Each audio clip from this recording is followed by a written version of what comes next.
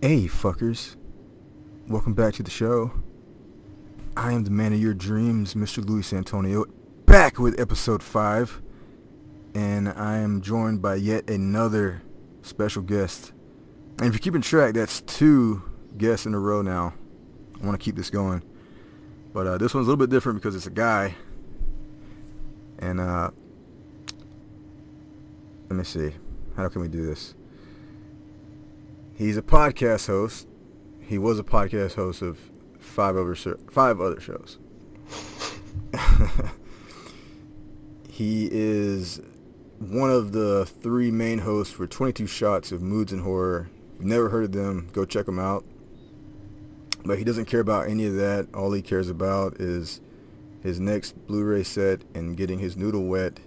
Ladies and gentlemen, Doubleshotj. Also known as Motivated JP. Motivated JP. And yeah. I'm C-level Luis. So. Yeah. So, yeah, I am a podcaster. I would say that. You're a podcaster, not the I am. podcaster. I'm one of the podcasters, I would say. Are you one of the goats? I don't think I've reached GOAT status yet. I think I need to maybe fail a cocaine drug test, possibly hit a pregnant woman with my car, and then I think I would be in talks for GOAT conversation. Oh, man, it's so inside. Yeah, nobody knows what that means. But we are big MMA fans, and all that shit, whether it's MMA related, I'll probably put a bunch of MMA tags, UFC tags, fight tags, just to get some other ears on here. But yeah, all that shit is 100% UFC MMA stuff. And this episode is going to have a good amount of MMA talk because we're both such big fans. Absolutely. And, not to go away from movies, because I feel like sports and movies are like my identity. You know what I mean? Like, that's what I'm into. You're kind of a bro. Primarily. Yeah, a little bit. A little bit of a bro. Yeah. He likes football. I love football. What's that other sport you like? Hockey. You don't like the basketball stuff going on? No, I don't like basketball because probably most likely, I mean, this isn't 100% true because I don't like baseball and we have a team, but we don't, Pittsburgh does not have a professional basketball team, which definitely hurts my interest in a sport. We do have a hockey team, obviously. You have a baseball team? Yeah, the Pittsburgh Pirates. Oh, yeah. But I don't like baseball. I find it incredibly boring. Oddly enough, baseball is the only sport I actually played for longer than a couple weeks. I played like Little League. So, yeah. What about because you're kind of like a valley dude, what about the Excuse me? and stuff? A valley dude? Yeah. What is that? Because you got that voice, yeah. You've said that before. I have no idea what you're alluding to. But no, I mean, I rode dirt bikes as a kid. I never got into racing or anything like that, but I never followed it. Well, I skateboarded for, 8 or so years, which I recently was considering getting back into just because I got the itch again. How old? I never thought I would really quit. What's that? How old are you? Now? Yeah. I'm 27. Are you too old for that? I feel like I'm not too old. I feel like I'm too fat. Oh, you gotta hang it up though. You're past your prime. I am past my prime for sure, but I feel like Tony Hawk isn't even the type of skating You're Tony Cock. I'll take Tony Cock. No. I never learned how to skateboard. Yeah, no, I was pretty solid, not sponsorship level, but in my town, one of the better person that skateboarded, one of the best people that skateboarded. There was maybe like 3 or 4 guys that were better than me in my town, one of which was sponsored. But I loved it. It was literally a way of life for me. That's all I cared about until I got into like partying and girls, obviously. And that was the end of it right there, man. For a while I balanced it. I would skate all day and then I would go party at night, but eventually I just kind of lost it a little bit. And you think And it I carries never on? intended to quit skateboarding. It just kind of happened, and I was watching a lot of skate videos on YouTube. I found a cool channel that is like very good, and I was watching that, and it got me interested again. But I would need to get back in shape a little bit because I'd probably have no balance right now. Carrying a little bit too much Mackenzie Dern type weight. Yeah, definitely. It's funny how people just fall out of stuff. I know it is. It is. I always expected that to happen with like, you know, the podcast and YouTube and like horror and stuff. Mm. But it's not really happened at all. You know, I'm still very much into it, and you know, I'm going on like I'm a lifelong horror fan, but as a passionate like hobby, I'm still probably just as into it now, if not more, than when I first started getting really into it online, which was probably like 2011 or 12. Yeah. One big thing that I fell out of was pro wrestling. I can't imagine why. I don't know what it is. I mean, that's something that I fell out of too, probably a little bit more fast than you did. Yeah. I mean, I grew up with, you know, in the 90s, which was probably what a lot of people consider one of the best eras. And I was all about the Monday Night Wars back in the day. Yeah. And I would say after WCW got, you know, dissolved and maybe a few more years of the Attitude Era or whatever that's called. I'm not super keen on wrestling anymore, or terminology, but you know, it's a few more years, probably after like, you know, Stone Cold and The Rock left and stuff like that. It was like straight nosedive. And then I tried to watch it again, and I was like, how the hell did I watch this stuff passionately? Like, I'll still catch a WrestleMania or something, like Ronda Rousey's there. It just intrigues me because I want to see what she does. But for the most part, I almost like the back side of it, you know, like the behind the scenes stuff more than the actual. Oh yeah. It's an interesting, not sport, but just thing. It's just it's interesting that so many people are so passionate about it that are grown adults. Oh yeah, yeah. You ever listen to Jim Cornette on YouTube? No. Cornette was a manager back in the old days, the 80s. Late like 70s, 80s through the 90s, and he might have done some stuff in the 2000s, but he was just like this great wrestling mind in the business. And now he has a podcast. Everyone has a podcast. Yeah, literally everybody has a podcast now. But he has a podcast, and they take clips like they do with Rogan's podcast, and they put it online. There's all these crazy clips of him telling stories from back in the day. It's really cool. That's the thing I'm really into. I don't watch wrestling anymore like I used to. I don't watch it at all, but the one thing I'm into is buying the old DVDs with the documentaries and stuff. Mm-hmm. I like that. I'm still into that. I got the player one. It's awesome. I like the docs. I'll still watch those every once in a while. Those are fascinating. I just watched something. Oh, the Crystal Lake Memories. That's a great doc. Not wrestling, but fucking great documentary. No, that's a great. To me, the gold standard of horror documentaries is the Elm Street Legacy. I haven't seen it yet. I think that's the best horror documentary that's come out. So I always compare other documentaries to that in terms of quality. So I would say that Crystal Lake Memories is like up there, not quite as good, but it's up there with Never Sleep Again. Well, what are some of your favorite documentaries? Well, I think that documentaries are kind of like in two camps. Like, obviously you have the ones, Elm Street Legacy, 25 Years of Terror, Crystal Lake Memories, His Name Was Jason, More Brains. Those are ones that are basically like, you know, on a specific movie. And then you have like the general horror documentary, like the one on slasher films, the rise and fall of a slasher film. You also have, that's Going to Pieces. One that I really liked was Nightmares in Red, White, and Blue. That's one that doesn't get talked about as much, but it essentially chronicles horror in the United States from the early years all the way up until the later years. And that I remember watching and just, you know, jotting down titles of things that I wanted to see. which is one of my favorites things to do with those type of shows and documentaries that like kind of show each film and have like, you know, different guests talk about it a little bit.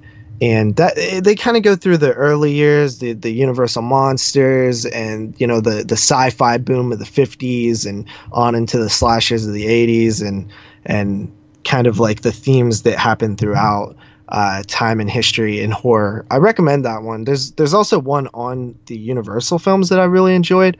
That was just kind of chronicled the history of the Universal horror, which I believe if you have the box set, the Legacy Collection box set that came out a few years ago, I believe that documentary is on there.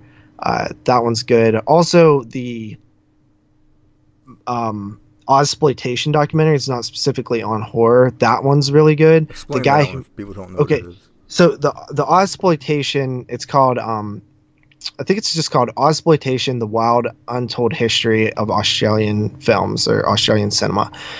It essentially talks about Australian exploitation films, how in the 70s and 80s they became really popular and even would get, you know, American actors and actresses to star, such as like Stacey Keach, as well as Jamie Lee Curtis did a film over there called Road Games, and kind of just the craziness of these films, because like they talk about The Road Warrior, you know, Mel Gibson's series of films with the Mad Max films. Yeah. And one of the cool things about that documentary is they talk a lot about how unregulated it was. You know, people were dying in stunts for cars and just crashes and crazy stuff like that.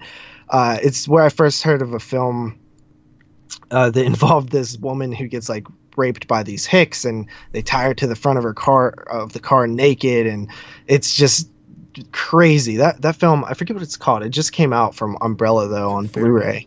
Fair Game, yeah. It made my top 10 of 86 actually. It rated number 10.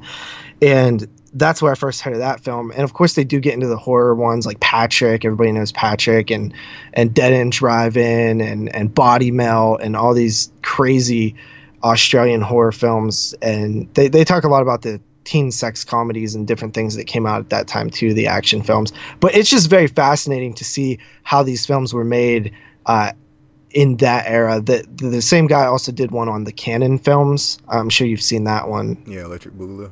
Yeah. I think the same filmmaker did that one. There's also one called Machete Maidens Unleashed, which is films made in, I want to say, I can't remember. It's some Asian country though, I believe. But yeah, those were just crazy as hell too. Like people died all the time. These are great documentaries. There's a time. I'm actually a huge fan of horror documentaries in general, and I like a fair mix of the you know, based on a film and not. Like My Amityville Horror is a fascinating one. Have you seen that? Mm-mm. Okay, that one follows. You would think it would be about the true story of Amityville, but it's not really that at all. It's almost like I can imagine the filmmakers setting out to make that movie and then all of a sudden realize, oh wow, we have something totally different here. It basically is a documentary on the life of the son in the Lutz family, George Lutz's stepson, and this guy is clearly mentally abused by George Lutz, and he has issues, and it's pretty dark. Like it's not funny because the guy clearly was very manipulated by his stepfather.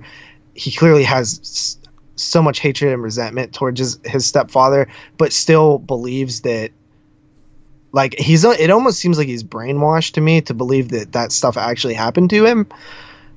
But I don't know, man. It's a really good one. I think IFC Films put it out, or IFC Midnight. It might be out of print now. I'm not sure, but that's a really fascinating one, especially if you like the you know, history of the Amityville films and different stories that came out of that. You were talking about the Ozploitation one. Yeah, that's not quite Hollywood, is it? Actually, yeah, that is Not Quite Hollywood. Is it? Yeah. Okay. Not Yes. Quite Hollywood. Yeah, Not Quite Hollywood, The Wild and Untold Story of Ozploitation. I think that's the official title. Okay. But yeah. I got the Troll and Troll 2 Scream Factory double feature. And I was kind of bummed. I was sort of bummed because I owned it already, but I found out that it didn't come with the Best Worst Movie. Yeah, Best Worst Movie documentary, but I already owned it already, so I didn't mind it. That's Yeah, I actually own the regular DVD release that came out in the green case. Yeah. And then when I bought my Troll and Troll 2 Scream Factory, it actually did come with the Best Worst Movie, so I gifted the original edition I had to Carly, because that absolutely is the other gold standard. I'm not even kidding. That is one of the best, most batshit crazy stories ever. And it just turns out that every single person involved with that movie is either crazy or super eccentric or just a complete weirdo. You can't piss on hospitality. Dude, when he realizes that everybody isn't a Troll 2 fan at a convention, because he was just going to Troll 2 conventions. Let's explain Best Worst Movie, because we're kind of talking right now. No, there might be some people who don't know what it's about. I haven't seen it in a while, but essentially it's documenting the history of that movie and the fandom of that movie in particular. That's where the title Best Worst Movie comes from, because people celebrate that movie. It's not as big as it was, 7 or so years ago. Yeah. I mean, it was absolutely huge how many people loved that movie. It's like once the internet came around and people shared their love for like bad movies, this Troll 2, rose to the top of people's favorite bad movie. And people were having like conventions and screenings and all these different things just for Troll 2. So they go and start finding the people that were involved, the director, the writer, the actors. And there's one guy in particular who it centers around a lot, and he played the father in the film. And basically, he's a weird dude. He's like a dentist. He's like very successful in real life. Very super happy, like almost like creepily happy. and he starts like realizing like, oh my God, this movie that I made years ago that nobody seemed to care about or was not successful at all has this massive fan base. So he starts like reveling in it and getting really into it. And there's a part where he eventually goes like just into the world of like horror and conventions, and he realizes that like he's like trying to tell people like, oh, you never seen Troll 2? He's like, oh, I have this line. I'm like, you can't piss on hospitality. And they're just like kind of staring there like, oh. And he's like, oh, you.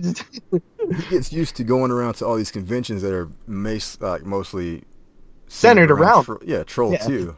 So he just regurgitates these lines over and over again, and people cheer. And then he finally goes to this one place where it's not like Troll 2 centric, and he's trying to talk to people, and he's like, oh, these people are weird. Yeah, like he's like clearly out of his element and he instantly gets like very cold to the whole situation. I know. Like, it's so funny. And then of course the director, I forget the director's name, but he's done a bunch of stuff. He's so serious. He thinks he made like a masterpiece almost, And he's like, I don't understand why they're laughing. It's not funny. It's these people don't understand film, What was the part where they were Claudio Fragasso, by the way? That's his name, yeah. He was in the audience. They were talking about Troll 2 and how just bad it was, and he's like, no! Like, being serious, though. Yeah, he doesn't realize. He's like, it's a classic case of somebody not in on the joke. Right. It's an amazing documentary. I love it. I think it's definitely up there with Elm Street Legacy as like the two best. And I don't even fucking like Troll 2 that much, I don't even think it's good or so bad it's good. Like, I appreciate it because I do see where the comedy in it comes from, why people like it. But I'm not like this super fan. But Best Worst Movie, I am a super fan of. That shit is amazing. It's really good. You don't even like the first Troll too much. No, they're both bad. I actually like the first Troll. I genuinely like it. Really? Wow. That's one of those titles I would have rented as a child and been very disappointed. I don't know. I watched it so much on TV as a kid. I was so big into practical monsters and stuff. I love the fact that there was a little midget guy walking around in the outfit. Well, I was really into, I guess, little creatures. That I was a huge fan. Obviously, Leprechaun, Gremlins, Ghoulies Critters. too. Ghoulies 2 is awesome. I remember loving that as a kid. And then I would get into like the weird territory where I would try to find more like bleeders or like hemoglobins or whatever it's called. And VHS case that has the blood in it. yeah, I rented that so many times, like wanting to like that movie. I actually talked about this recently on a podcast. I would rent bleeders. Like I would see the case and I'd just be so fascinated about it. And I did this thing where I was a kid, like really young, where I would rent the same movie hoping that it would be something better or different. And I don't think I had the like comprehension to understand that maybe I was hoping that I would like it more, but like in my head, I was hoping that it was a different or like something would be different about it. Yeah. I don't know why I did that, but I would rent that movie over and over again. I hated it every time, but I recently found it on DVD, it's heavily out of print now, but I found it for like $7 and I bought it, watched it. I actually liked it. I was like, oh, this movie's actually pretty cool. So that's one of those rare cases where I'd seen it as a kid a bunch of times. I remembered it. I always wanted to see it again just to see, like, get those nostalgic memories of renting it. But I hadn't seen it since I was a kid, and I actually ended up liking it. But another one was Rumpelstiltskin, which I rented a couple times and wanted to like it, but I don't think I ever did. And I still haven't revisited that one. I actually like that one. It was a lot of weird shit I watched as a kid, like Rumpelstiltskin and Leprechaun on Cartoon Network and stuff. Anything about leprechauns, Leprechaun was always Lucky Charms dude. Yeah. And Rumpelstiltskin had a little cartoons here and there on Cartoon Network. And so when they took something that was innocent and made it into a horror thing, I liked it. So you had Leprechaun and Rumpelstiltskin, Pinocchio's Revenge. Yeah, I like Pinocchio's Revenge. I like killer doll movies like Dolly Dearest. Mm-hmm. I do too. I'm a fan of that because that's what it's like. I had this thing where I was a kid. I would always seek out specific things. Like I always loved slashers, but I guess I shouldn't say I loved slashers. I loved franchised slashers. Yeah. Like I loved the Fridays and the Elm Streets. And anything, if there was like a part 4 of something, I was like, oh, this is like in my head as a kid. If there was more of them, then that meant it was good. Like there wouldn't be more if they weren't good. You know what I mean? So like I just applied that logic as a kid. But I also loved Leprechaun. That was my thing. And I also I would look for, the slashers, like the franchise slashers, but I also was really into like killer animals, like Rattlers and all these TV movies that came out, like Strays. I know you talked about that before. And when they would be on TV, I would always watch them or like record them on VHS tape and things like that. So it was like snakes or crocodiles. Like I love movies with like snakes or crocodiles or like cats or something. But yeah, I had all these different things that I would seek out, and little monsters was one of them. Like I remember watching Hobgoblins and I think Munchies. Fred Savage movie for a second. Talking about little monsters. Oh no, I've seen that before, but yeah, no, Hobgoblins is bad, dude. Dude, that's so bad. It's one of the worst movies I've ever seen, and it's bad as a Mystery Science Theater 3000 episode. Hobgoblins? Yeah. Oh yeah, it is bad. I actually recently grabbed the Vinegar Syndrome Blu-ray of that because I hadn't seen it since like VHS days, and yeah, it's bad. It's worse than I actually thought it was, but I still found it kind of entertaining. Vinegar Syndrome does that to me. They put out a lot of movies that are bad, but yeah, they do. Still entertaining. Have you seen Psychos in Love? No, I've never heard of that. I might have heard of that. You gotta listen to that last podcast I made, dude. So my girlfriend loves crazy shit like that. Like bad exploitation. Loves shot on video stuff. I like shot on video as well. You people are crazy. I don't love it as much as like Moods does, but I dig shot on video. The reason I like shot on video is because the passion and drive just oozes out of those movies. Oh yeah, that's great. Like they're not like the bad movies of today, like the Sharknadoes and stuff, and all those sci-fi shark movies. They just seem heartless. Like they don't have any heart to them. Wow, you look at these bad movies that these people were trying to make good, and there's just something about them that I like. Yeah. I think I just appreciate the effort, and you know, it's cool to me. You love movies so much that you and your friends, like I recently watched the Violence movie that just came out on DVD. Is that shot on video? Yes, it is shot on video, and actually, it's Violence movie 1 and 2, and it's a little misleading because I assume they were shot on video like movies, but they're shorts. Like the first one is, I think, like maybe 15 or 20 minutes, and the second one is like 25 minutes maybe. But they're really fun, and the second one in particular is way better than the first one. Like there's these kid that it's just like basically it's like a Jason ripoff. And they even wear a Freddy mask, as the killer wears a Freddy mask like throughout part of the second one. And watching it, I'm like, wow, like these kids were so passionate. Like they're like grabbing hold of the back of their like Honda Civic, like 1994 Honda Civic or something, and like dragging themselves through the grass and stuff, like hanging onto the bumper. I'm like, these kids are they're like fighting on top of their roof. I'm like, I dig this. This is cool. I mean, it looks bad, but yeah, it's something about. And actually, Harry Manfredini scored it.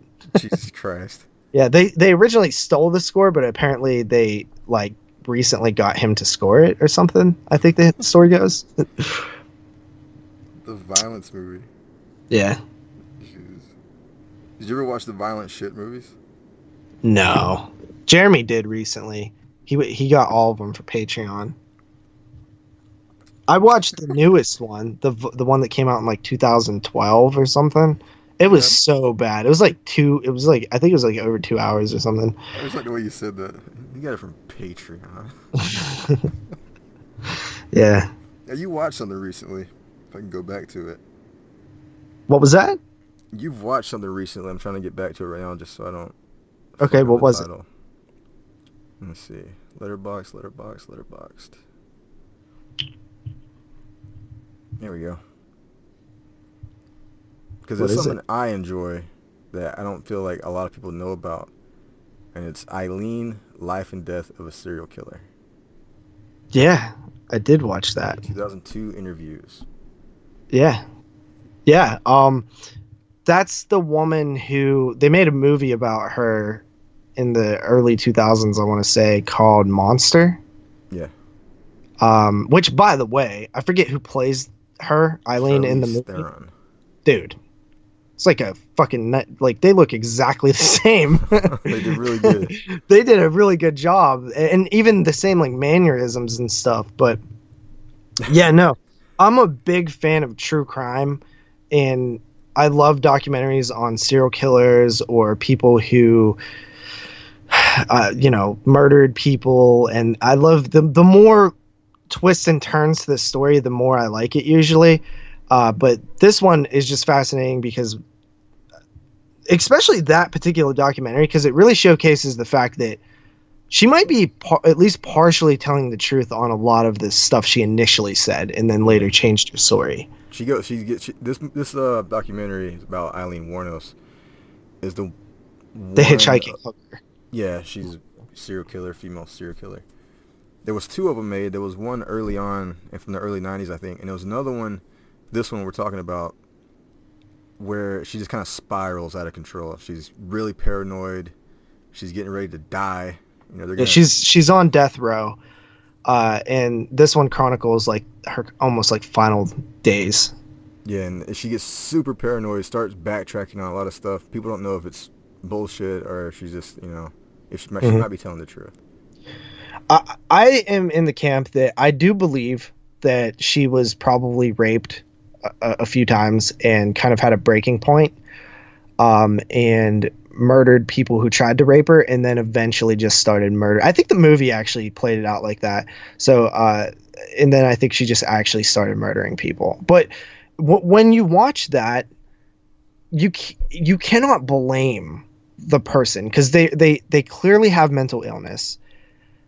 They clearly had a very rough life, and they were pretty much let down by society to sort of push them in a direction of something better than what they were doing.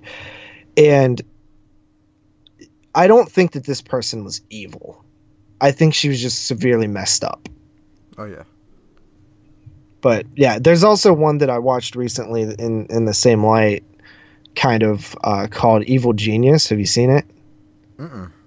I loved it. Have you seen Making a Murderer on Netflix? No, I saw the first episode on YouTube somewhere.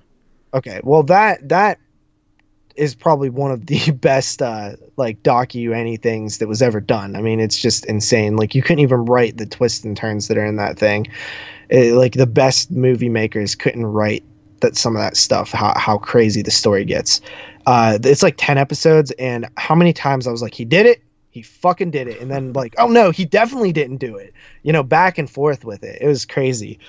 And the first episode is nothing, because it gets so much more crazier than that first episode. But there was another show that I kind of think is a little similar to that. It's called Evil Genius something, and it's also a Netflix original, and that one is very interesting because it happened here in PA too. But it's about a bombing that happened, like a bank robbery bombing that happened, and just the madness and twists and turns to the stories of how that all happened. And I actually know somebody who was in prison with the woman who went to jail for it, because it's not far from here. They went to the same prison. But yeah, that I recommend that if nobody's seen it. It's fairly new. True story of America's most diabolical bank heist. Yes. What exactly is it about? So essentially, it opens up with sort of like, I guess, older photos of a girl, like a young girl, and they basically, poetically say like, this woman is absolutely a genius, but she's also crazy as hell. And then it goes into like when this incident happened, and it basically shows a guy sitting on the road surrounded by police saying, there's a bomb on me, it's gonna go off, I have to get to the next location, this bomb's gonna go off. The police like walk up to him and cut off his shirt, and sure enough, there's like something strapped to him, and they all back up really quickly. And he's kind of calm, he's kind of like, this like blah blah blah. Essentially, he went in and robbed a bank and was on his way out, driving down the road when the police caught him, and he pulled over and sat down and things like that. They were calling them the bomb squad, but they were a couple blocks away, and because they blocked off traffic, it basically made it hard to get to. And essentially, he blew up. You see it too. See it happen. Yeah, he blows up. And you start hearing this ticking, like it's a legit bomb, like from a movie, and it's ticking. The ticking gets louder, and then boom, he explodes, and it's like madness. You're like, holy shit, that's crazy. He was telling the truth, and you feel bad because he's dead.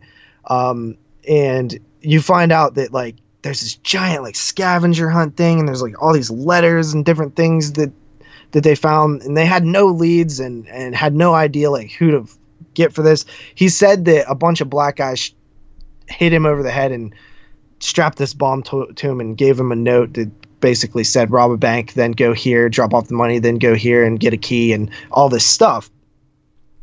And then you find out the people that were involved. It reveals who was involved with it and how they did it. And there's some things that are left unknown throughout the entire 4 hour-long episodes each by the end of it. But it's definitely a fascinating story that I knew nothing about. This is only on Netflix? I think it is. It's I think a Netflix exclusive. Goddamn Netflix. So was the woman like the main like mastermind? It's debatable. You really don't know. I mean, it seems like it, but you're not 100% sure. Shit. Yeah, there was like 5 people involved essentially. And you're not even quite sure who did what, whose involvement, because it's like takes years for all this information to get out. Mm-hmm. that like tons of investigation and, you know, getting people to finally admit things and stuff. Some people died without ever admitting anything.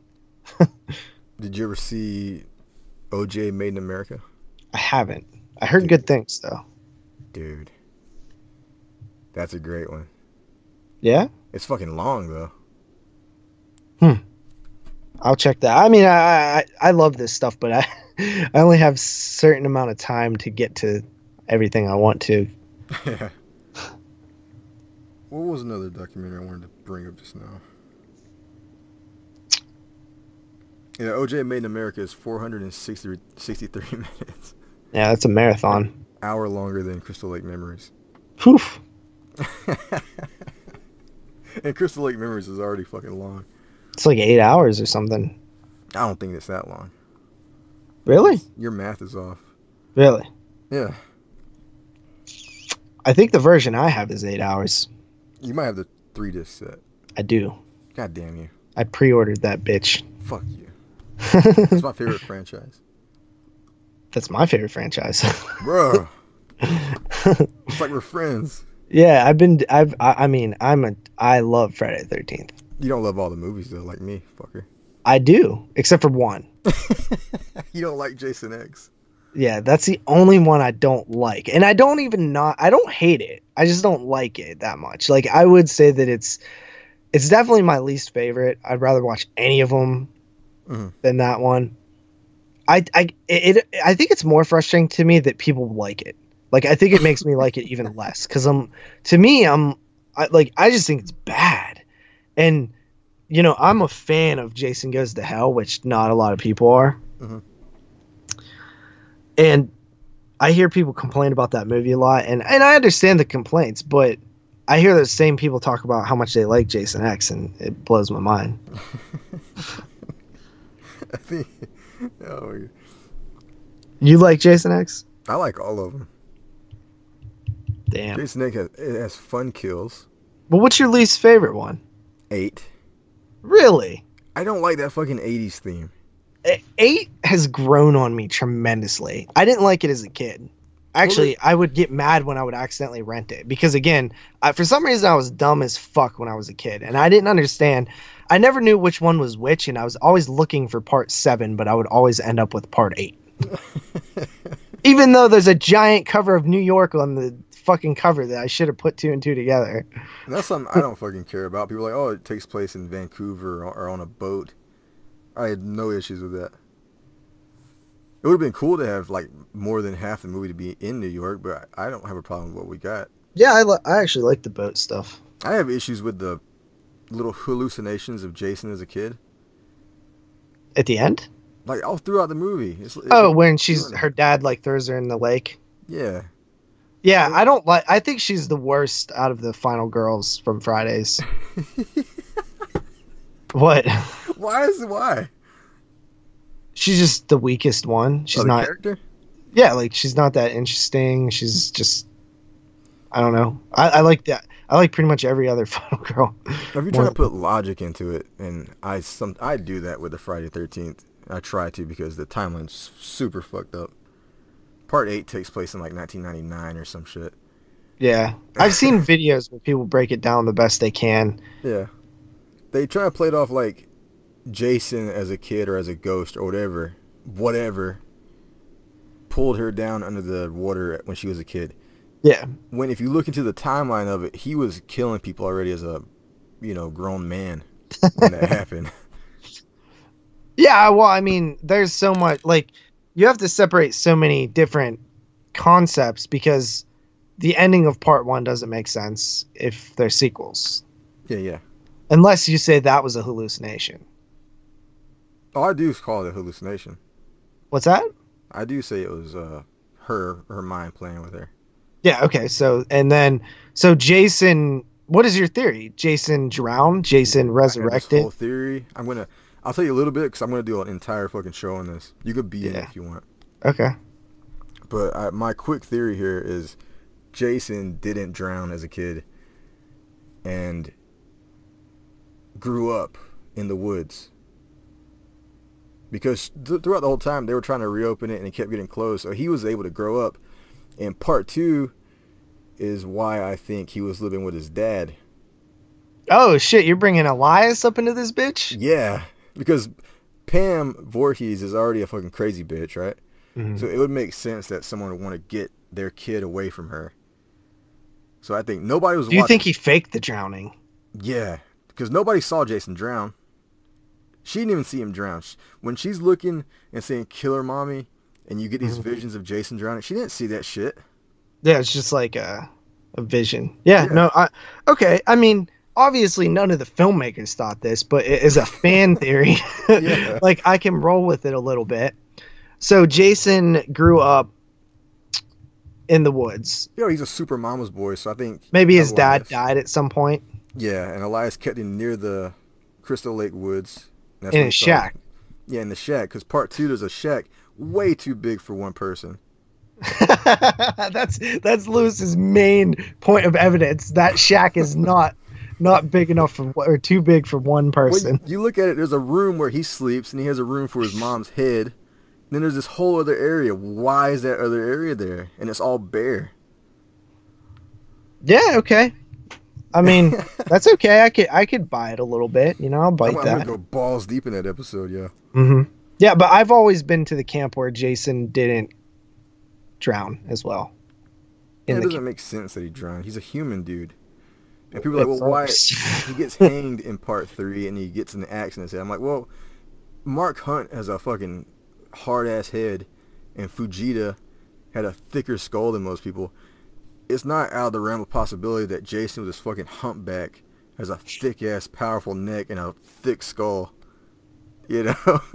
What about when he's clearly decomposing in part 6? That's where it gets a little wonky. That's where cartoon shit comes in. I mean, I'm cool with it though. Whatever. I don't care that he can't die. Why does that bother? You got to bring in universal logic into that, like Frankenstein. Yeah. Well, I mean, I think that it's just also. I mean, the point. You get to choose, right? Like, you either don't have any more Jason films, or you want Jason, and well, we have to bring him back somehow. You know what I'm saying? So it's like that's the price you pay if you want another Jason movie. Yeah. Because the world itself of Jason it's not set in reality. There's supernatural shit going on anyway. Yeah. So I mean, especially by part 7. Oh, yeah, that's what I mean. So you could put back, like, retro logic into part 6, and just this vengeful spirit being awakened by this guy who killed him. So what's your favorite one then? Part 6. Really? I love Terminator Jason.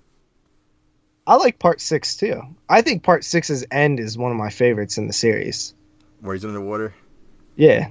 Yeah. In the boat with the fire. That shit's dope, man. It's cinematic. Yeah. And I know you love the... Wait, go ahead.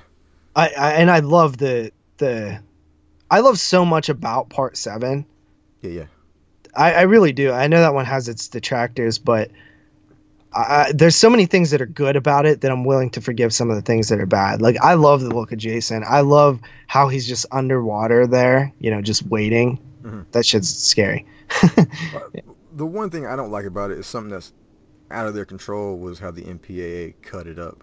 Oh, yeah. Yeah. The most edited entry in the franchise. Yeah, it's unfortunate. And I know you love the reboot's opening. Yes, it's one of the best single stretches of minutes in a Friday the 13th. But part 7 has a great intro. There's a killer, there's a killer buried. No, there's a legend around here of a killer buried but not dead. Oh, that's literally one of my favorite things in Friday the 13th. I love that little backstory they give.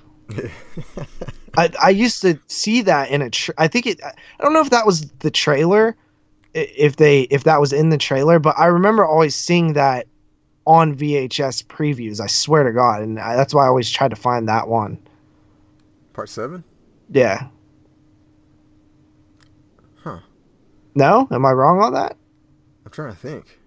I used to rent them all the time. I rented all 9 of them back in the day when there were only 9. I rented all of them too. I didn't rent 9 because I owned that one. That was actually the first one. Well, the first one I seen was part 7, but I was really, really young to where I didn't. All I remembered was like that knife sticking in the porch Yeah. wood. That's like arm or the tent spike or whatever it was. That was like the only thing I remembered about it. And then the first one I seen was part 9. Maybe that's why I like part 9 so much. Dude. What? I was so against having you on like my Friday show. I wanted to Why? do it by myself because I thought you were gonna hate on like a few of the movies. What are you talking about, dude? I'm literally the Friday fanboy. Yeah, for some reason I thought you were a Friday the 13th franchise fan, but there was like these 4 I don't really like too much. No. I literally like them all except for X. That's the only one that I don't like. I might have you on. I'm gonna have you on. Book it. All right. I've actually never talked about those movies on a podcast before, like except for in passing, like we're doing right now. Yeah. I just watched all of them. I know that you do the letterboxd thing now, but I was essentially doing letterboxd before there was a letterboxd, and I have every watch that I've ever done. Only horror though. I never kept track of the non-horror. Now I do with letterboxd, but dating back to 2011. And I was looking at the history a little while ago because I'm trying to update the old ones onto letterboxd. And like some of those movies I haven't seen since 2011. And I'm like, wow, man, and that happens, with me in my life now with podcasting and screeners and all these different things, projects that I got going on. I don't have that much time to just watch shit that I like. Not necessarily that I like, but just don't have time to watch what I would like to just watch something, Yeah. I've gotten into doing that recently. Like, I want to go back and watch Hatchet. Not Hatchet, Victor Crowley. But I already have it logged, so I don't feel like watching it again. Yeah, it's fun logging those movies, right? Just seeing them compiled to how many different movies you've seen and stuff like that. It's fun. But I'm like where I'm recording right now, I'm looking straight ahead and I have this massive Scream Factory collection and I'm like, I haven't seen so many of those. But I've had them for years. Like I haven't revisited Tales from the Hood on Blu-ray. Why not? I don't know. I haven't had the time. And it's literally I watched it back in I think 2013 for a show that I did. And I haven't watched it since. Meanwhile, Tales from the Hood was literally the one film that I wanted on Blu-ray more than anything. I finally got it on Blu-ray. I've never fucking watched it on Blu-ray. I owned it on VHS. That's how I watched it. It was VHS. Dude, that's a shame. And I love Tales from the Hood. It's great. It's my second favorite anthology ever. Are you sure though? Yeah, I don't know. I need to, I guess, reassess that. Yeah. Fuck. No, I saw your Scream Factory. Shelf by shelf. Yeah, the shelf by shelf. Yeah. It's pretty I'm epic. gonna do one of those. You need to. It's fun. You should just do one on your entire collection. Nah, that would take forever. VHS included. That would take years. Years? Well, mine actually has. I started mine in 2016. I think. Maybe 2017. Dude, I was looking at that. You have fucking videos that go way back and it's all this one shelf. Yeah. Yeah, well, I've done multiple. My first shelf by shelf series was back when I first started my channel, and it was very small then. My collection has definitely tripled since then. And then I tried another one in 2016. I got like halfway through the DVDs and it got all messed up because I started putting things on the shelves and couldn't remember what I didn't show. Like, it was just a mess. And so I just stopped doing that one. And then I started one in 2017, which is still going on. I just finished the DVDs and did the first section of Blu-rays, which was Scream Factory. How many Scream Factories do you think you have? Probably a little over 100, 120 maybe. See, I want to get up to near that. I don't have that many. I probably have a third. A third, but I want to get close to that before I do a video. Yeah. Yeah, well, I mean, my Scream Factory collection is very simple. I have everything that ever came out up to like Texas Chainsaw 2. And then I have nothing after except for like 3 titles. Because I collected every one. That was I literally went and bought every single Scream Factory that came out. And then they started pulling this bullshit where they started having these exclusives online that were only to the Shout Factory website. And they were like $30 fucking. And I was like, get out of here. I don't even like these movies. I'm not paying $30 from the depths. You know? And I'm like, this is ridiculous. First of all, these films have been released on your Corman line. Yeah. So you literally didn't have to pay anything for the acquisition. And you're going to charge $30 for them? And they're limited to 2,000, so you're making people do it fast, or else they have no chance of getting them.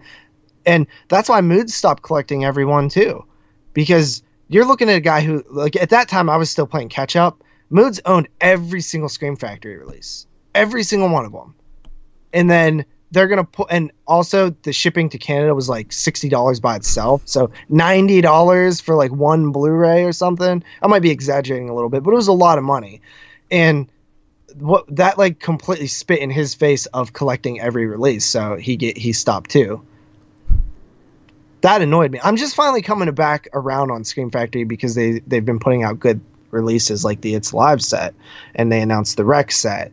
So you got to a little like bitch fest with somebody on Facebook from their company, right? Or what was it? The Facebook page? Yeah. My name on Facebook used to be JP22 Shots. And I actually had to. They forced me to change my name because this dude like flagged my name a bunch. And for some reason, JP Shot is okay. JP Shot. Yeah, he was like a fanboy over on the Scream Factory page. Dude, I was looking at the releases today. They have like 20, 30 releases upcoming. Yeah, they're insane. There's somebody out there who's going to buy all those things. Yeah, that's another reason why I quit, because they were releasing way too many too fast, and I just couldn't keep up, like, financially. Yeah. Well, I did my Corman video. You mentioned the Corman stuff. Mm-hmm. I did my Corman video where I showed The Evil, and they just announced that. I'm like, of all those movies, that's the one you go with. Do you have all the Cormans? Nah, I said in the video I wasn't trying to collect all of them. I just had enough where I'm like, fuck, I'm gonna do a video. Yeah, I mean, there's only one company that I've collected everything for, and that's Vestron. Well, those are easy. There's like 12. There's like 14 now. I was off by 2. But, I mean, the only reason I did that is because, one, I was really interested in their first release, which is Chopping Mall. And then I was like, well, you know, I've never had the opportunity to start collecting something when it first came out that was a line. So, because, like, Scream Factory came out when I was in this collecting biz, but I just started. Mm-hmm. And I didn't have a job back then, so it was a little hard. But the Vestron was the first like line that came out that was like a Scream Factory line that I figured I would. So I've been collecting them all. You have all the slip covers? Yep. Actually, half of them I've gotten for free. You're such a prick. As screeners. But it's weird because Empire box set for free. I did get the Empire box set. Which I own most of those movies, so it was kind of... It's a nice box set. It's a nice box set. It looks good on... It is. I want the Puppet Master one, but they wouldn't give it. I actually like those movies. How do you too? I don't get Andy. Andy's someone who just hate fun. Andy's a Debbie Downer. He is. He's a pro wrestling fan, so that makes sense. Mm-hmm. And it's not fake. He is a pro wrestling fan. You know what's funny about pro wrestling fans? What? Is that like the majority of them, maybe not the majority, a high percentage of them, like for some reason just hate MMA. They just like hate it. I just don't get it. Oh, because it's boring and gay. Yeah, but I mean, like, when I was a kid, I like, to me, once I found out there was a real one of the thing that I liked, I was like, oh, Let me check that out. Because I liked wrestling, and my uncle was trying to get me to watch. I still remember it to this day. It was Chuck Liddell versus Babalu when it was on pay-per-view. And I was like, yeah, no, I like WWE or something, WWF back then probably. And he was like, that stuff's fake. And he was like getting real serious with me. I was like, no, it ain't. And he's like, watch this. This is the fucking Iceman, which was his favorite fighter. And I started watching it. I did find it interesting. It didn't convert me right there. It wasn't until the Ultimate Fighter that I got converted, but I remember when I found out wrestling was fake. Did it break your heart? Nah, it was a weird feeling. Because my grandma would get me tapes for pay-per-views. Yeah. And it would be like very soon after. So I'd get these things fairly recently and watch them. Not in real time, but just enough time has gone by where I'm fresh. Mm-hmm. And there was it's funny because it involves an actual fighter. There was Ken Shamrock. There's a video of it online somewhere. Ken Shamrock's on the ropes, and Triple H. You know Triple H. Yeah. Triple H is in DX. He's got his blue jeans on. Chyna's over there somewhere. And he goes to throw a punch at Ken Shamrock. And he winds up. And he throws. And it doesn't hit him. But Shamrock doesn't react, right? So this punch just whiffs. And I remember watching it going, Wait, Shamrock did react? No. There was like he just missed his punch then. How's that tell you that it's fake? But it was so bad. It was such a bad thing because Shamrock had his eyes closed, so there was no way for him to react. Oh. And then he does this late reaction when his arms go up. Oh, jeez. Man, Shamrock is another... Oh, man. Hopefully he doesn't fight anymore. You don't want Ken Shamrock to fight again? I mean, I will surely watch it. But I'd probably prefer if he didn't. That Hoist Gracie fight was a joke. It was a shit show. It was a shit show, dude. No, it wasn't. Ken got hit in the balls, man. Yeah, but it wasn't that. Like, that happens. It was his reaction afterwards. He went full pro wrestling. He was like, you did it on purpose. Dude, it's so funny. Dude, listen, I love Bellator for their shit shows. Don't get me wrong. I just don't want to see somebody die. Like, and if Chuck Tito 3 happens, damn right I'm watching it. Do I want it to happen? No. But I will be there with popcorn, excited as hell to see it. Here's how John Jones is a piece of shit. What? You don't talk to Chuck Liddell like that. Okay, I will admit that is I don't understand. Like, it's literally at that point, like, it's like the equivalent of picking on somebody who's like has one leg or something. You know what I mean? It's like, you ever see that video of that dude like trying to fight the blind kid, and then some other dude like runs across the room and like sees him out? Like, he's fucking blind, dude. What's wrong with you? Like, that's how I feel like John Jones is right now. You know, or like somebody who like some young thug who like is on a bus and starts like tripping on some old dude trying to fight him, and you're like, yo, like, dude. Yeah, Chuck Liddell's in shape. He still looks good, but he's not. Dude, John Jones is millions of miles ahead of Chuck Liddell. Yeah, and he's like 20 years younger. Yeah. Maybe not. Like, 20, it would be an absolute slaughter. Yeah. And he's talking shit to Chuck Liddell. Yeah. Those are somebody that you just let them talk shit to you. Like, if Chuck Liddell's going to talk shit to you, you just accept it, man. Yeah. Just be the bigger man.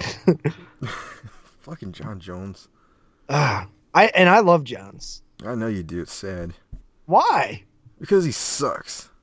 Dude, he whooped your boy DC like 4 times. No, he did. He beat him 1 time. He whooped him at least twice. Probably beat him. Contested him the 2nd time, okay? He won the press conference. That's 1. DC called him a crackhead.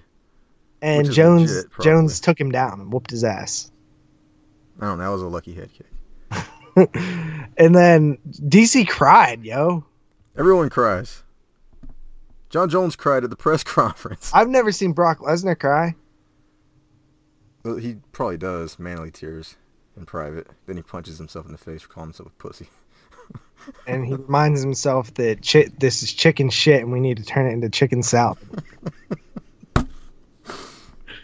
We're not doing those quotes today. Dude, literally, I watched that season live, and I cringed every time he said it, which was about 450 times during the course of the season.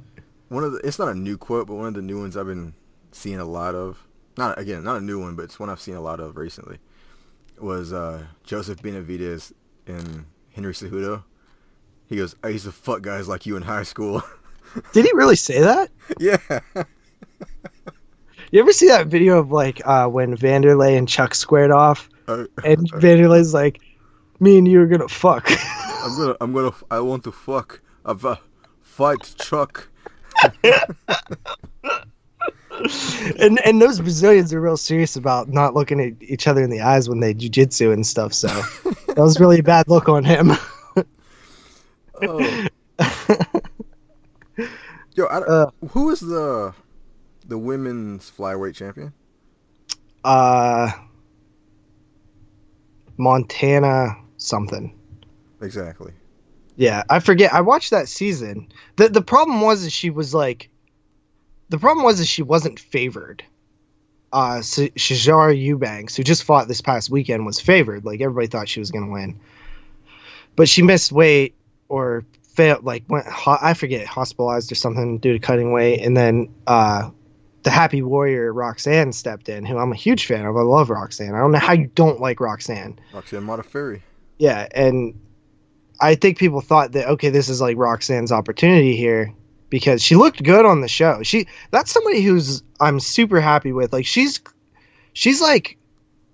that like Shayna Baszler time, and you look at the career trajectories of those two, and Shayna Baszler like just fell the fuck off. Like just looked like if you watched her fights, like all 3 or 4 of them in the UFC, she looked like a deer in headlights. She was so bad. She had nothing to offer to anybody.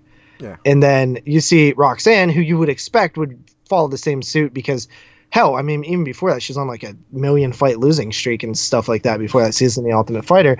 She's really come along and has actually gotten a lot better and still is getting better. Well, Baszler's a sort of big name in women's wrestling right now. I know. NXT.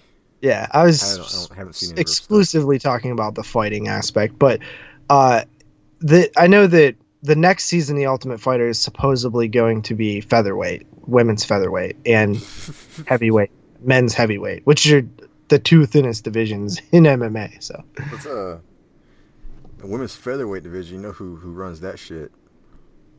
Cyborg. She beat Shayna Baszler, so let's take it easy on Shayna Baszler. Yeah, I know that Megan Anderson is gonna die against Holly Holm. No. She's going to win against Holly Holm, probably. I don't think so. You don't? I think you're wrong. See, this is why I'm going to say that, okay?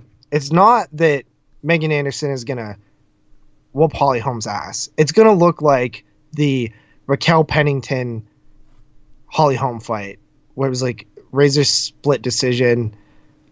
Holly just didn't get off. Holly either gets off her offense or she doesn't. And it's a law fest if she doesn't. And I think it's going to look like that, but Megan Anderson is going to win. Similar to the Shevchenko fight. Mm-hmm. And then Megan Anderson is going to get murdered by Cyborg. God damn it. And here's why. Because Megan Anderson, although she has a great body in terms of fighting, she has good reach, she's a big girl. She's a great athlete. She looks like an athlete. Unless she's done something in the past, year or so that she's been off that is improved, she is not a great fighter. She's not on the caliber of Cyborg at all. She got rocked by Charmaine Tweet, dude. Charmaine Tweet, that was a competitive fight. Yeah, but even like greats have had weird matchups. Yeah, but it's Charmaine Tweet. What has Charmaine Tweet done? What's the best thing she's done? Exactly. She fought Cyborg. And got destroyed in like 20 seconds. God damn it. But yeah. Are there any big women's fights this week? This week? Is this the Bobby Knuckles card? Oh yeah. Hmm. He doesn't like that name. Quit calling him that. Does he not? Apparently he doesn't like it. I think it fits. That's like Rory McDonald. Like, nobody's gonna call you the Red King, dude. They call him the Red King though. What's his other Nobody nickname? calls him that except for the announcers. What's his nickname? The Canadian Psycho. I don't know why he hates it. He just won't embrace it. That is that's a shame. They should put Bobby Knuckles on Robert Whittaker's Wikipedia page. There you go. Who do you think's gonna win that fight? Whittaker. Why? I have no reason to think he won't win, because he beat Yoel with one leg on the last fight. Yeah, but Yoel did that to his leg. And he still beat him. It was close. It was damn close. Robert Whittaker got rocked a few times. Dude, this is a good card. Let's check it out. Fight past prelims. Clay Guida, Charles Oliveira. Hold on a second. I'm getting it. Yay or nay? Don't look at it. I'm going to tell them to you. Okay. Clay Guida, Charles Oliveira. Yay or nay? That's good. Two big names. Who wins? Clay Guida. Really? He won his last fight. He's actually looked great as of late. I think he won his last 3 fights. No, 2. He beat Eric Koch and Joe Lozon. Yeah. Okay. I'm going to go with Oliveira on that, but okay. Why? Because, here's why. Because Clay Guida, good fighter. Grizzled fighter, gatekeeper style fighter. Good, he's a, got his good wrestling and stuff like that. But all of Charles Oliveira is quick with it, right? He's faster. He's cleaner. Clay Guida's a little sloppier. You know what I mean? Who did he lose to, though? Who? Oliveira? Yeah. Oliveira beats everybody who isn't, like, top guys. Actually, he's been looking spotty lately. He lost to Anthony Pettis, Ricardo Lamas, beat Will Brooks, and then lost to Paul Felder recently. And that's low time Pettis, not showtime Pettis. That is, you're correct on that. Okay, next fight up, flyweight Joseph Benavidez. Joseph, taking I used on to fuck guys like you in high school, Benavidez. Versus the little Pettis, Oh, shit. Serge. Mm. You would think Benavidez has to take that. Yeah. They're really pushing Sergio. But I mean, I understand because he's fought the other guys in the division that aren't as high caliber, and he beats them. So he has to fight guys at the top now. But I just think that he's not as good as Benavidez and Cejudo, I guess. Yeah, he's like the third guy in that trio. All right, and we have a former light heavyweight who went down the middleweight who's back up at light heavyweight. Who is it? I don't know. Wait, Shogun. No. Shogun never went down the middleweight. No, he should have, but he didn't. Last losses: Ryan Bader, Glover Teixeira, Daniel Kelly, and Sam Alvey. Rashad fucking Evans. Yeah, man, Rashad is probably the most tragic story in MMA for me in terms of like somebody who just completely fell off. It's sad, dude. The moment that Rashad Evans loses, I don't care if it's at middleweight or not, loses to Daniel Kelly, is a sad day in MMA. Dad bod Kelly. Yeah, exactly. At this point, I'm going Anthony Smith. That's the dude that beat, what's his name? High caliber dude. He Big beat Hector Lombard. Hector Lombard, yeah. Yeah, but Lombard fell off since he can't use steroids anymore. That's sort of true. All right, and then we have the FS1 prelims, heavyweight Rashard Coulter versus Chris De La Rocca, non-Wikipedia page guys. I assume they were probably on Contender Series or something like that. Okay. Featherweight Ricardo Lamas versus Mirsad Bektek. Mirsad Bektik, he was supposed to be hyped up, this big hype train. Eve Edwards was on his dick real hard. Mm-hmm. And then he lost like his next 2 fights after that. Still, that's a good fight. I don't know if Llama just got knocked the fuck out. Who'd he get knocked out by? That bald dude. That Josh heathen, Emmett. Who the fuck is that? little heathen just knocked him out. I'm a fan of Lil Heathen. Even though I don't know who the fuck he is. He's half Mexican. Is he? Yeah, he used to come out with the Mexican flag. Huh. All right. Speaking of Mexicans, Carla Esparza taking on Claudia Gadelha. Dude, this is like years in the making. Yeah, this is a good fight. I'm excited for this. I think Claudia got it, but I want to see what. I feel like she has a long layoff though. She lost last time. Isn't it like a really long layoff too? September, almost a year. She lost to Jessica Andrade. Yeah, that was a crazy fight. Big slams and shit. Andrade threw her around. Mm-hmm. Yep, that's going to be a good one. And then this, I can't believe, is on the prelims. Alistair Overeem taking on Curtis Blades. Did Dana White actually say that CM Punk sells tickets and not Overeem? Well, he said that the reason that CM Punk's on the pay-per-view is because he sells more tickets than Alistair Overeem, which is probably true. It's true, but Overeem fucking puts asses in seats. Listen, bud, I want to get this cleared up right now. The hierarchy of where you are on the card is dead and gone. I don't know why people can't get this through their head. It is strategically placed now.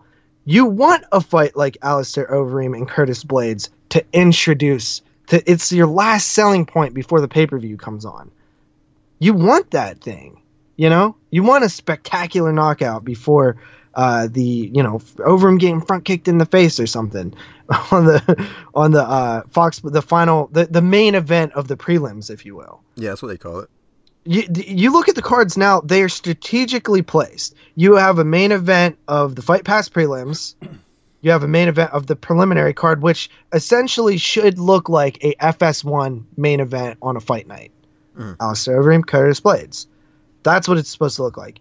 And then you have the main card, which your first fight is supposed to be the intrigue fight or the fan favorite, like Diego Sanchez and somebody. You might put him on the prelims now, but like somebody like That hurt my feelings.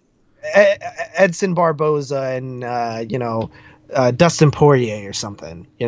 That's something that you would put as the curtain jerker, if you will. It's going to get everybody hyped up for a good fight. You probably want your best back and forth fight as the opener to the main card. Sometimes it backfires. So yeah, you have Alistair Overeem, Curtis Blades on the prelims. That got me excited because you know what? That means I'm definitely watching the prelims if I wasn't already. Yeah. And then the CM Punk fight, why not utilize, if this is your last CM Punk fight, unless he wins here, why not utilize him for what he's actually worth? Because now you're forced to buy the pay-per-view if you want to see CM Punk. Unless you're a dick and stream it. Well, yeah, there's always going to be those guys. And then we have CM Punk, Mike Jackson, which I've said for the longest time was the fight that should have been made to begin with. 2 0-0 guys. One of them is a journalist well, now, but they were 0-0. Yeah.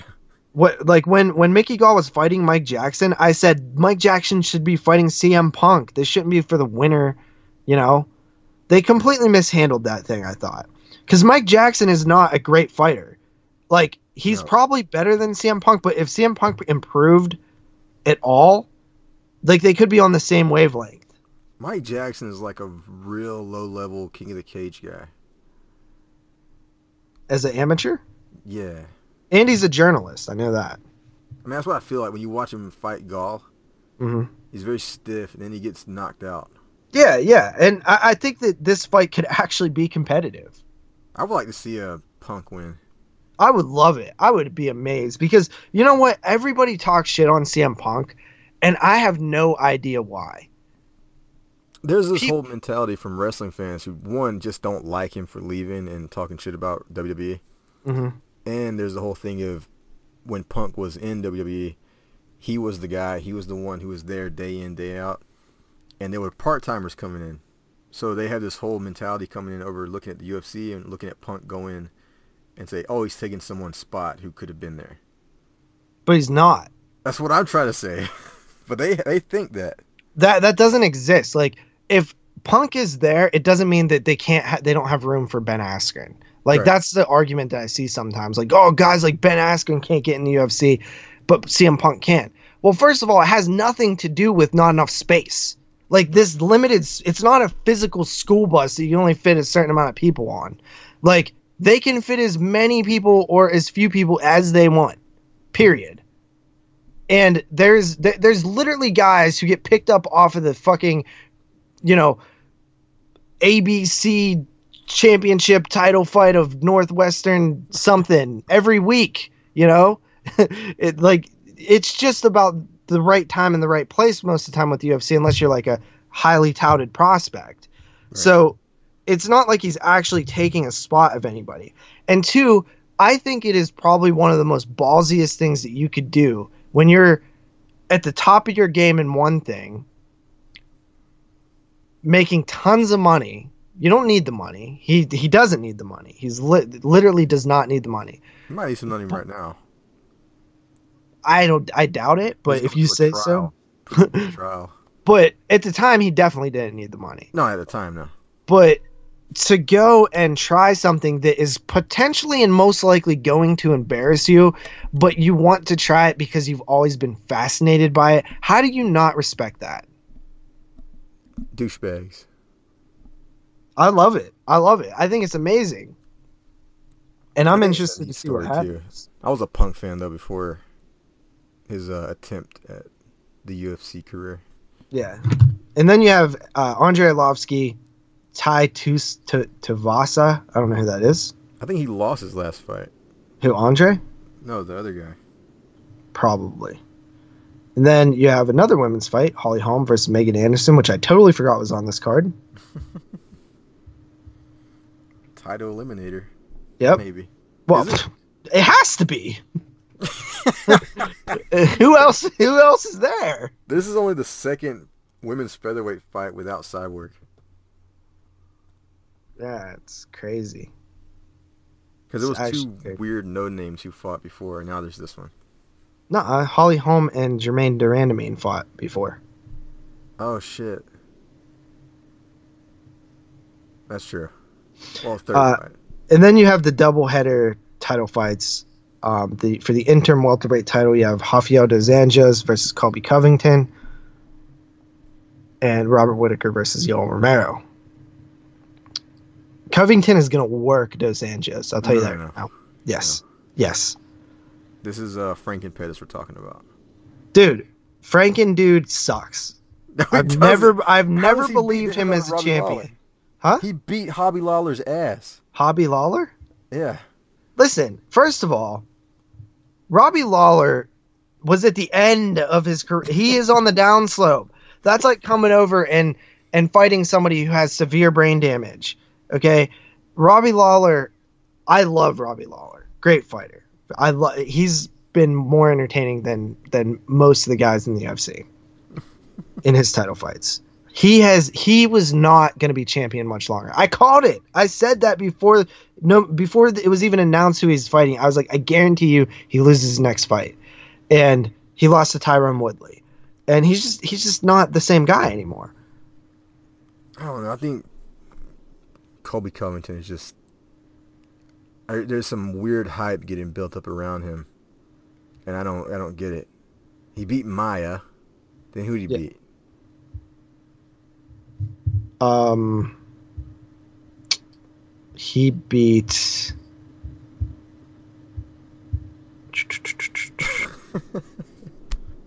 He beat Brian Barberina, Dong Hyun Kim, and Damian Maya. Yeah, obviously the Damian Maya win is his most impressive, but I'm not saying that he has showcased his maximum skill level. He's beat these guys pretty easily. Yeah. Who has Rafael dos Anjos beat, really? Robbie Lawler. Donald Cerrone. That's not the same Robbie Lawler. Donald Cerrone. Okay, that was one that just had his number. And also, I'm going to go ahead and throw this out there, that Cowboy does not do well under pressure when it's a big fight. He does not. Title eliminators and title shots are not Cowboy Cerrone's friend, especially if there's long build up to it. That's his like nickname. Non-main event Cowboy. Yeah. But somebody else top level though. Tarek Safadine. No. Anthony Pettis. I feel like it was somebody else though at welterweight. He's beat Nate Diaz. Can he beat anybody at welterweight? Neil Magny. Neil Magny's good. Yeah, he's okay.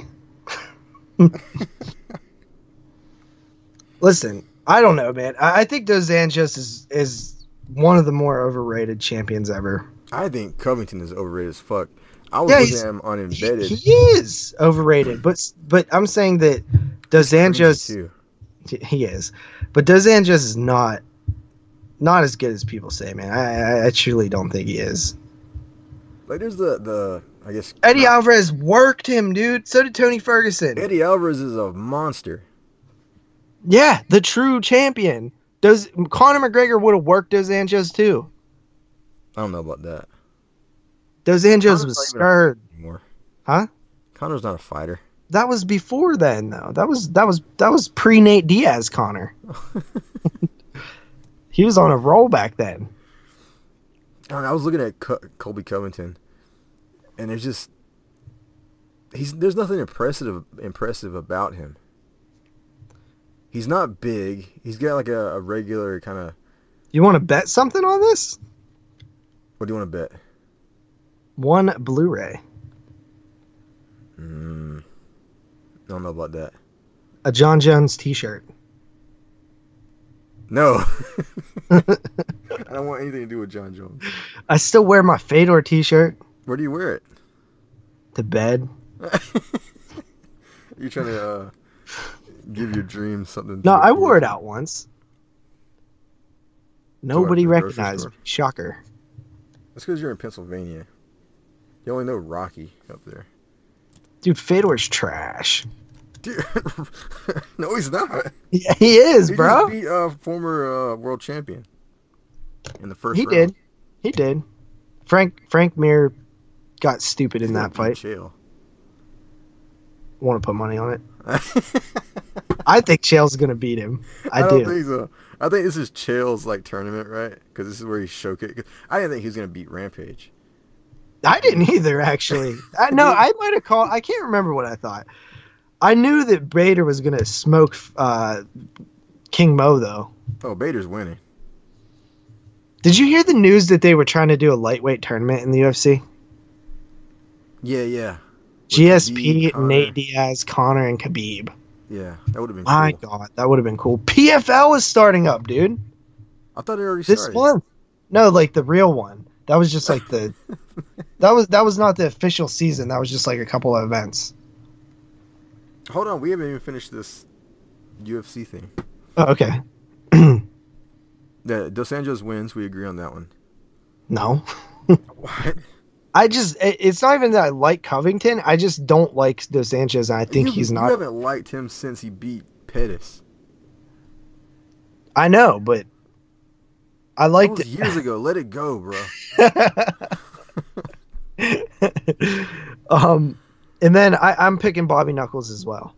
You can't call him that. Yeah, I can. You're calling him by like a slave name or something. He doesn't know me. Yeah, Robert Whitaker. Bobby Knuckles, whatever you want to call him. Yeah. He looks like Bobby Knuckles. Like if you were hanging out at a party and then like standing next to a keg and then you like your dude is like, "Oh, yo, this is my bro Bobby Knuckles from South Beach." Like you would totally believe it. You'd be like, "That definitely looks like a Bobby Knuckles to me." It's that weird thing where I don't know. It was one other occasion where it was like that, where a guy had beaten another guy, and they were still talking about the loser as if he was unstoppable. People were still talking to talking about Yoel Romero like he's this beast who can't. He's a scary dude, yo. You gotta admit, he's one of the scariest dudes out there to fight. He has no fucking neck. I would much rather fight Daniel Cormier than him, and he's 2 weight classes below DC. He's a gorilla, not Darren Till gorilla. Yeah, but Cuban. Yeah, he's a scary dude. I would be scared. Like, that would be a scary fight, man. Would you fight Yoel Romero? Hell no. What about in the street with no rules? Of course. That one makes a difference. Yeah. Yeah. Can okay. you imagine if Yoel was trying to rape you? Yoel? Trying to rape me? Oh my god. Yeah, he would just do it. There wouldn't be there wouldn't be like, I wouldn't have any say in it. Dude, that's fucked up. So yeah, okay. Let's talk about the PFL for a second, because okay. I am super hype on the PFL. Are you? Not really. Why? It just doesn't seem... It's something different though, man. It's something to get excited about. I like the IFL because it was like this weird concept, but I was never heavy into it. Really? It's like these weird concept ideas that I'm not... Like, I like it, but I'm not... Okay, here, let me try to sell it to you for a second, all right? So, the concept is that they have events all throughout the regular season, which starts on June 7th, this weekend. That's pretty exciting. And by the end of the year, they will have had a champion, okay? Okay, so basically every event, like take PFL 1 for instance, it's heavyweights and featherweights. So the whole card is comprised of heavyweights and featherweights, and they will fight each other, and then they will continue throughout the season. The next event will be like light heavyweights and like middleweights or something like that, right? Mm-hmm. And they'll all fight until I think they get 2 fights each, I think. 2 or 4 fights each, I can't remember. All right? And then they'll be ranked with points. So you get 3 points if you win in the first round, 2 points second round, 1 point third round, or something along those. I don't know the point system. But if it's a finish, you get more points. If it's a draw, you get less points, stuff like that. And then at the end of the season, they take the top guys, the top I guess what you would call the like leaders in the standings, right? Yeah. And after that, there will be a playoff. And the top guys, I forget if it's like 6 or 8. The fighters with the best record will advance to a single elimination tournament where they will be crowned the champion. So I think you fight twice in one night, right? So I think it's an 8-man tournament. Twice in one night, and then the winners of the final 2 will fight for the title and $1 million at the final event. You follow me? Yeah. Okay. So, there's 7 divisions, I think. I think it's 7 divisions. Let me see. Oh, 6 divisions. 6 divisions. So you got heavyweight, light heavyweight, middleweight, welterweight, lightweight, and featherweight. Okay? You following me? Yeah. Okay. So then so the playoff happens. First of all, that's exciting to see a bunch of people fight twice in one night. It's always exciting. Right? Yeah. And then think about this. The final event will be 6 title fights. Yeah, but it could be in between a bunch of dudes you don't really care about. But that's what's cool about this is there is actually some dudes we care about. Yeah, so I don't like Ramsey Nijum. Like featherweight, right? We got Marcus Galvo, Andre Harrison, Khabib's cousin, Magomedov. Lance Palmer, Steven Seiler. Those are a few names. Lightweight, we have Will Brooks, Louis Firmino, Brian Foster, Jason High, another Russian dude, also with the Dov. Yeah, the Dov. Ramsey Nijum, Thiago Tavares, dude. Chris Wade.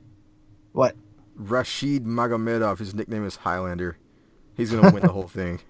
Welterweight, you got Paul Bradley, Jake Shields, Rick's The Horror Story. Is that where he went? Yeah, that is where he went. Velik Tokvik. Middleweight, you got Shamil Gamavzatov, Eddie Gordon, John Howard. John Howard had a great fight with somebody in the UFC. I forget who it was. Lewis Taylor. Light heavyweight. Vinny Magalhaes, Sean O'Connell. Vinny Fagalesh. Yeah. Ronnie Marks. Heavyweight, you have Josh Copeland. You have Sean Jordan. You have Mike Kyle, Jared Rosholt. He's one of the most boringest fighter of all time. Way to sell me I think he might be the most boringest fighter of all time. Dude, you want to know one of the most boring fights? I think we've talked about this before. Mm-hmm. One of the most boring fights that had a crazy knockout finish. It didn't happen until the last minute of the fight, too. It was a 3-round fight. It was... God damn it. Fuck it. Talk about this thing. Okay. So the first event is all heavyweights and featherweights, which is really cool. You got Lance Palmer fighting. You got, and I believe it's like the whole division. You know, the whole division of featherweights are fighting against the whole division of heavyweights are fighting. You know, I think there's 16 in each division. They split up 8 fights from each. And the prelims are on Facebook, and you can watch them. See, they were smart. They put Jared Rosholt on the prelims. But there's actually some really good fights on the prelims, like Marcus Galvo, Jack May, Josh Copeland, Jared Rosholt's on there. But you got Sean Jordan on the main card.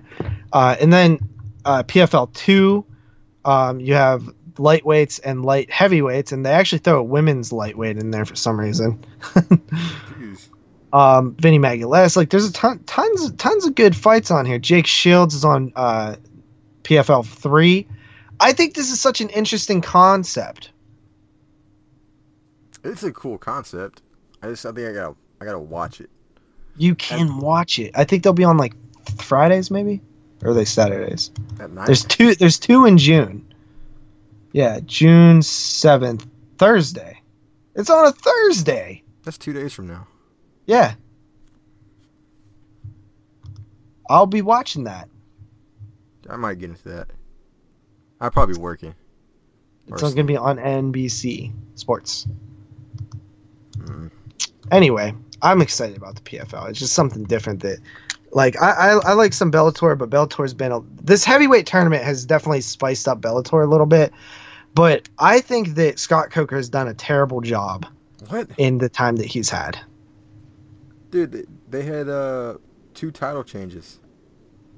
What? Well, Rory McDonald beat Douglas Lima. Yeah, I expected that.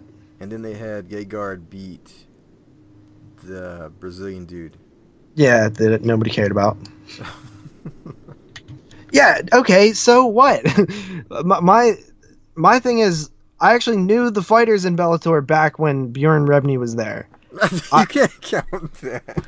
Yeah, dude, it was awesome. Like the tournaments were great.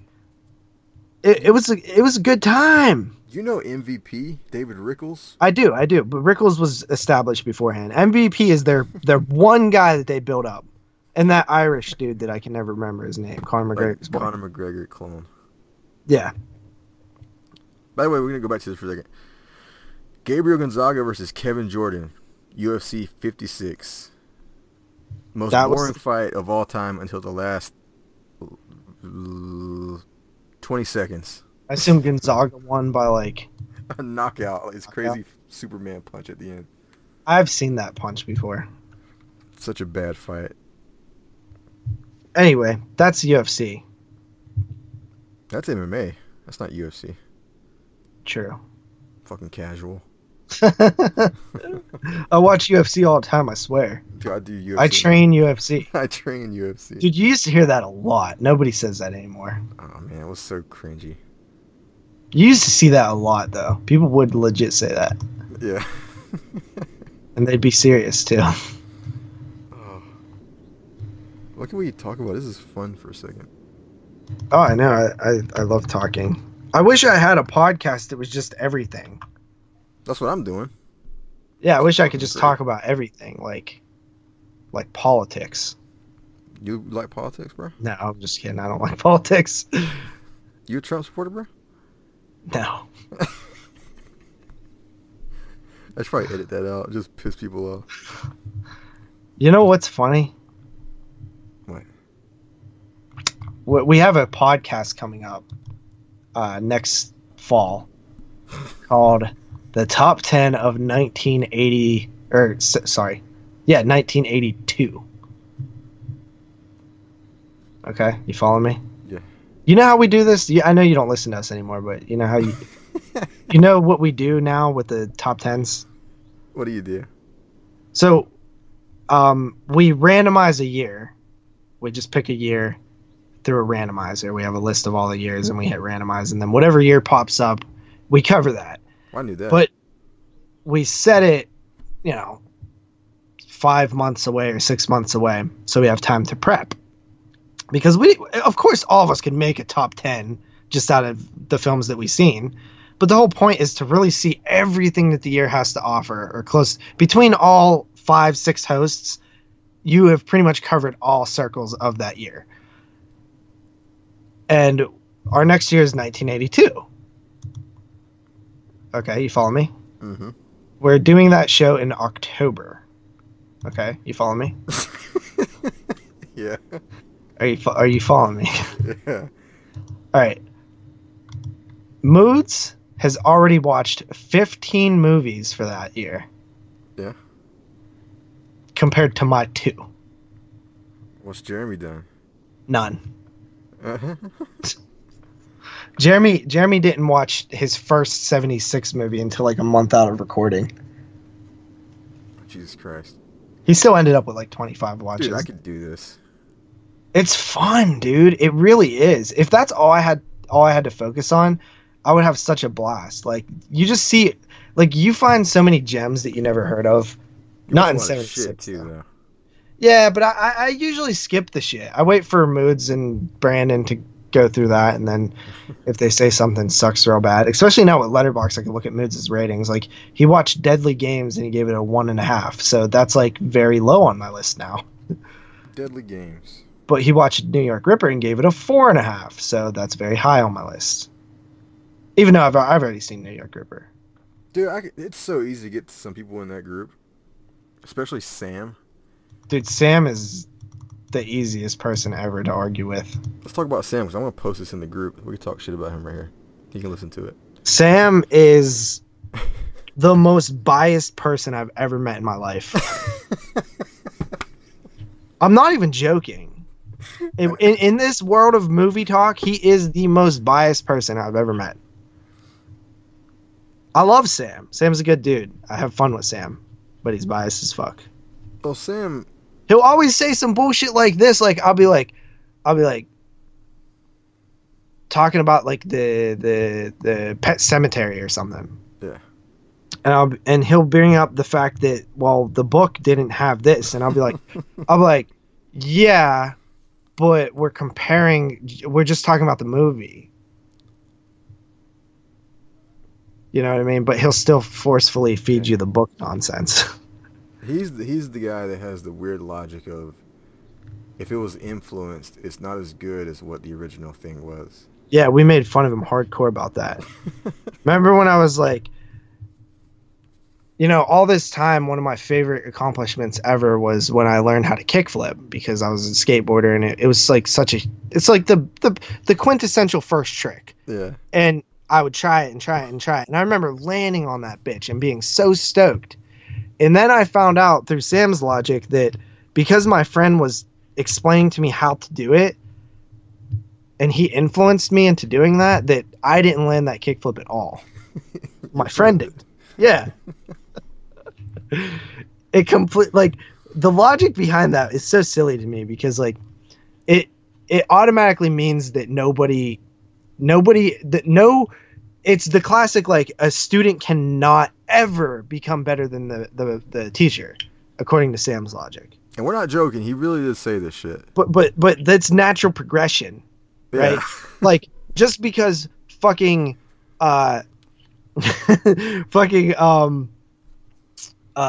who's somebody, Marco Huas like demolished Paul Varlin's legs With leg kicks. In one of the early UFCs and won, does not mean that he is the best leg kicker ever because he was the first one to showcase it popular.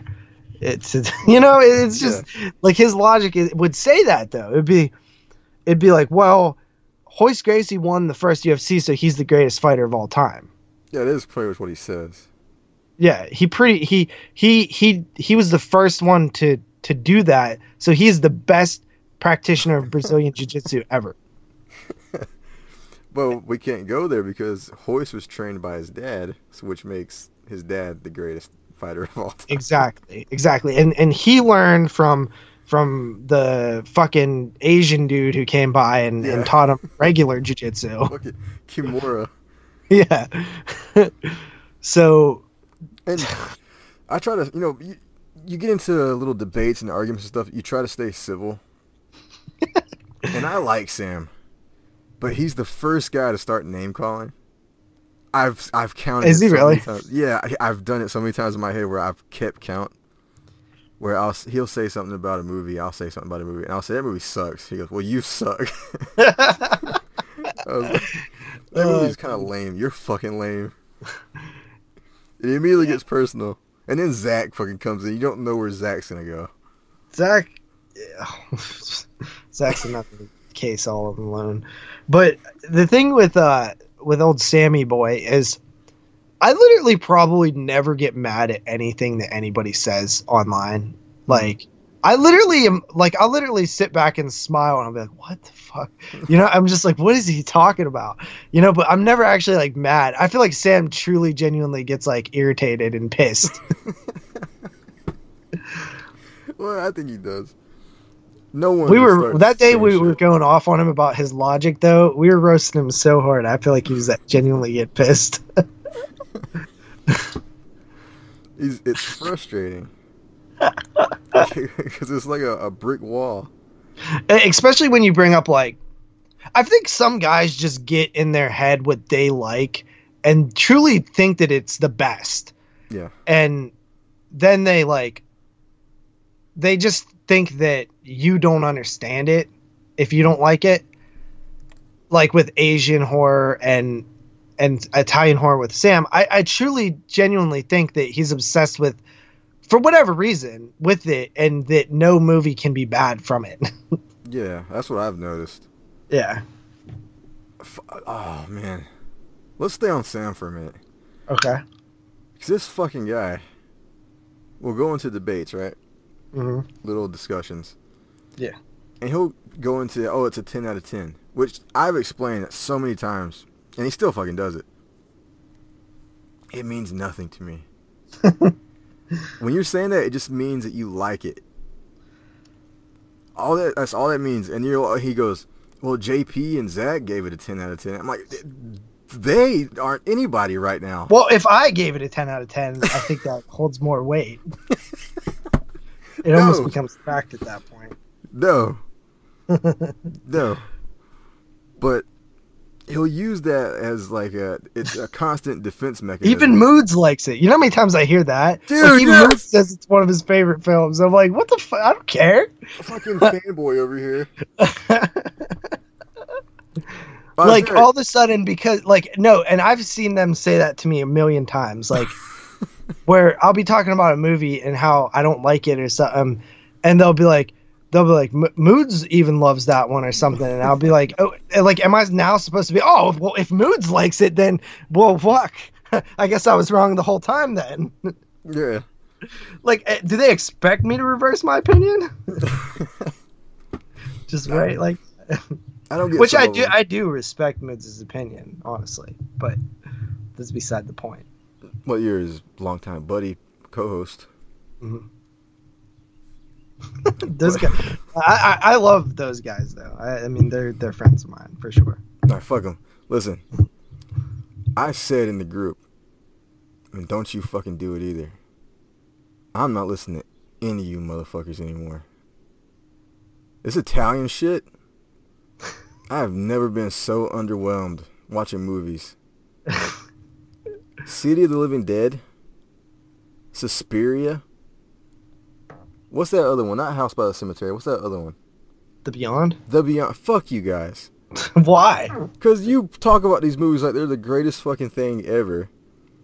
And then I watch them and I'm like, God damn it. Okay, let me come from where you are right now. Yeah. I was once uninitiated into Italian horror. And I'm not going to just like something because everybody else does and has been praising it for so long. I watched Suspiria and I was like, it was okay, I guess. You know, it was kind of boring. I didn't really understand what was going on. Yeah. And I gave it like a 6 out of 10 or something. Yeah. Right? I've come a long way since then to see I found out what people like about these movies. They're very different from Americanized movies. They often don't care about the plot as much as atmosphere and visual flair and just a style. Style over substance. Yeah. So, and it's an acquired taste. Like, Yeah. I love Suspiria now. And it's because I started watching it differently. I started like checking out different things that I like about it. And I heard somebody say this one time that the beginning scene where the girl's like walking through the bus station or something, and you hear that goblin score, and you're like, and for some reason when you're, me watching it, I start like that scene like kind of makes me like unnerved or something. Like I feel like something bad's gonna happen. I actually like that scene. Yeah. Well, somebody else said, I heard like, somebody who was in with the film or talking about Argento or something say like that goblin score is so important because you just made somebody walking through a bus station scary. Or if you take that score out, it's literally just a long scene of somebody walking through the bus station. But for some reason, it feels full of tension with that goblin score. And it's little things like that. It's like, I would maybe suggest more Argento than Fulci, because I feel like Argento is an easier, I guess, gateway to Italian horror. Stuff like Tenebrae, stuff like the Phenomenon. Those movies are like murder mysteries almost, because they're giallos, but they're also very well crafted compared to like, because like for me, Fulci is even more of an acquired taste. Like I don't love Fulci. I like Zombie, but I don't blow it like some people do. I actually like Zombie a lot. Okay, so you like Zombie a lot. But I like it more than those two Cemetery or Gates of Hell movies. I love City of the Living Dead. Why? Because the atmosphere is so thick in that movie. Is it though? It is, man. If you pop that in late at night and you think about like if you were just flipping channels and just seeing this person in a car throwing up their guts, you've been like, what the fuck is this? And it's creepy, and and that's what I actually seen that movie before any of these. It was probably my first Italian movie that I knew was an Italian movie. I just was on Netflix when Netflix streaming like first came out, and it was on there, and I watched it, and I was really into it. Fuck you guys. But I'm with you though, man. I mean, I think that the Italian films are, like I said, an acquired taste. They're easy acquired. They're not the end all be all like some people want to play it out to be. No, I mean Moods loves them. They're his favorite, probably. Sam blows the fuck out of it. Yeah. I think that some things that people praise are, you know, people can like whatever they like, but I think that some of it is unjust when people talk about Italian films. I feel like they excuse a lot of bullshit that they wouldn't excuse in American films. That's how I feel about it. I feel like people will overlook stuff in Italian films that don't make sense, but they would harp on it in American films. We're talking about Sam, right? Pretty much. But no, I've always been from the camp that I think American horror is the best horror out there. Fuck yeah. Whenever you put up, because I think that people just say that like French or Italian films are better because they're different. They're not even different. They're just not from here. I think people often get complacent and don't realize what actually is from here. And when you actually compare it to what's from somewhere else, like go ahead and put Halloween and The Thing and The Shining and The Exorcist and all these juggernauts from, you know, the last 100 years, and you round them all up, and Jaws, and you put them against like Zombie and Tenebrae. Like they just, to me, they just don't hold the weight. You know what I mean? Yeah. Like Night of the Living Dead, Day of the Dead, Dawn of the Dead. Like these are like some of the greatest movies ever created. Texas Chainsaw Massacre. Tell me what French films have to offer that is even comparable to what I just listed off. It's not even close. Yeah. I've come to the conclusion that Italian, like from the 80s, late 70s, early 80s, all those Fulci Argento stuff, I think they're bad movies. Whoa, ballsy. Because, one, there is the effects are cool. And when I say cool, it's like when you make a compilation of it, it's cool to look at, right? Yeah. Like you look at Moods' intro sometimes. He has all this crazy gore, and you see a lot of Italian eye gouging shit going on. But it looks bad. A lot of it does. Like it's not blended well. Like if somebody like gets their, you know, hand sliced into where you see like where the latex would be. Mm-hmm. In American movies, they often blend the skin tone correctly. And I was just watching Zombie 3 the other night, and like nothing is blended in those movies at all. Movie, right? Like I actually was enjoying it. I don't know what has happened, but I've definitely come around on Italian horror a lot more than the bad one. Zombie 2 or Zombie? Which one has the sequels? Zombie 2 is Zombie. No, I mean of those after Zombie 2. After Zombie there is no Zombie 2. In America, there's no Zombie 2. It's Zombie 1 and 3. Flesh Eaters. Well, that's the UK, call it. That's the UK. But no, it goes Zombie is Dawn of the Dead. Zombie 2 is Fulci's Zombie, and then Zombie 3. There's another one though. Zombie 4. Yeah. And then there's Zombie 5 as well. Zombie 4 and 5 are both bad. Zombie 3 is connected.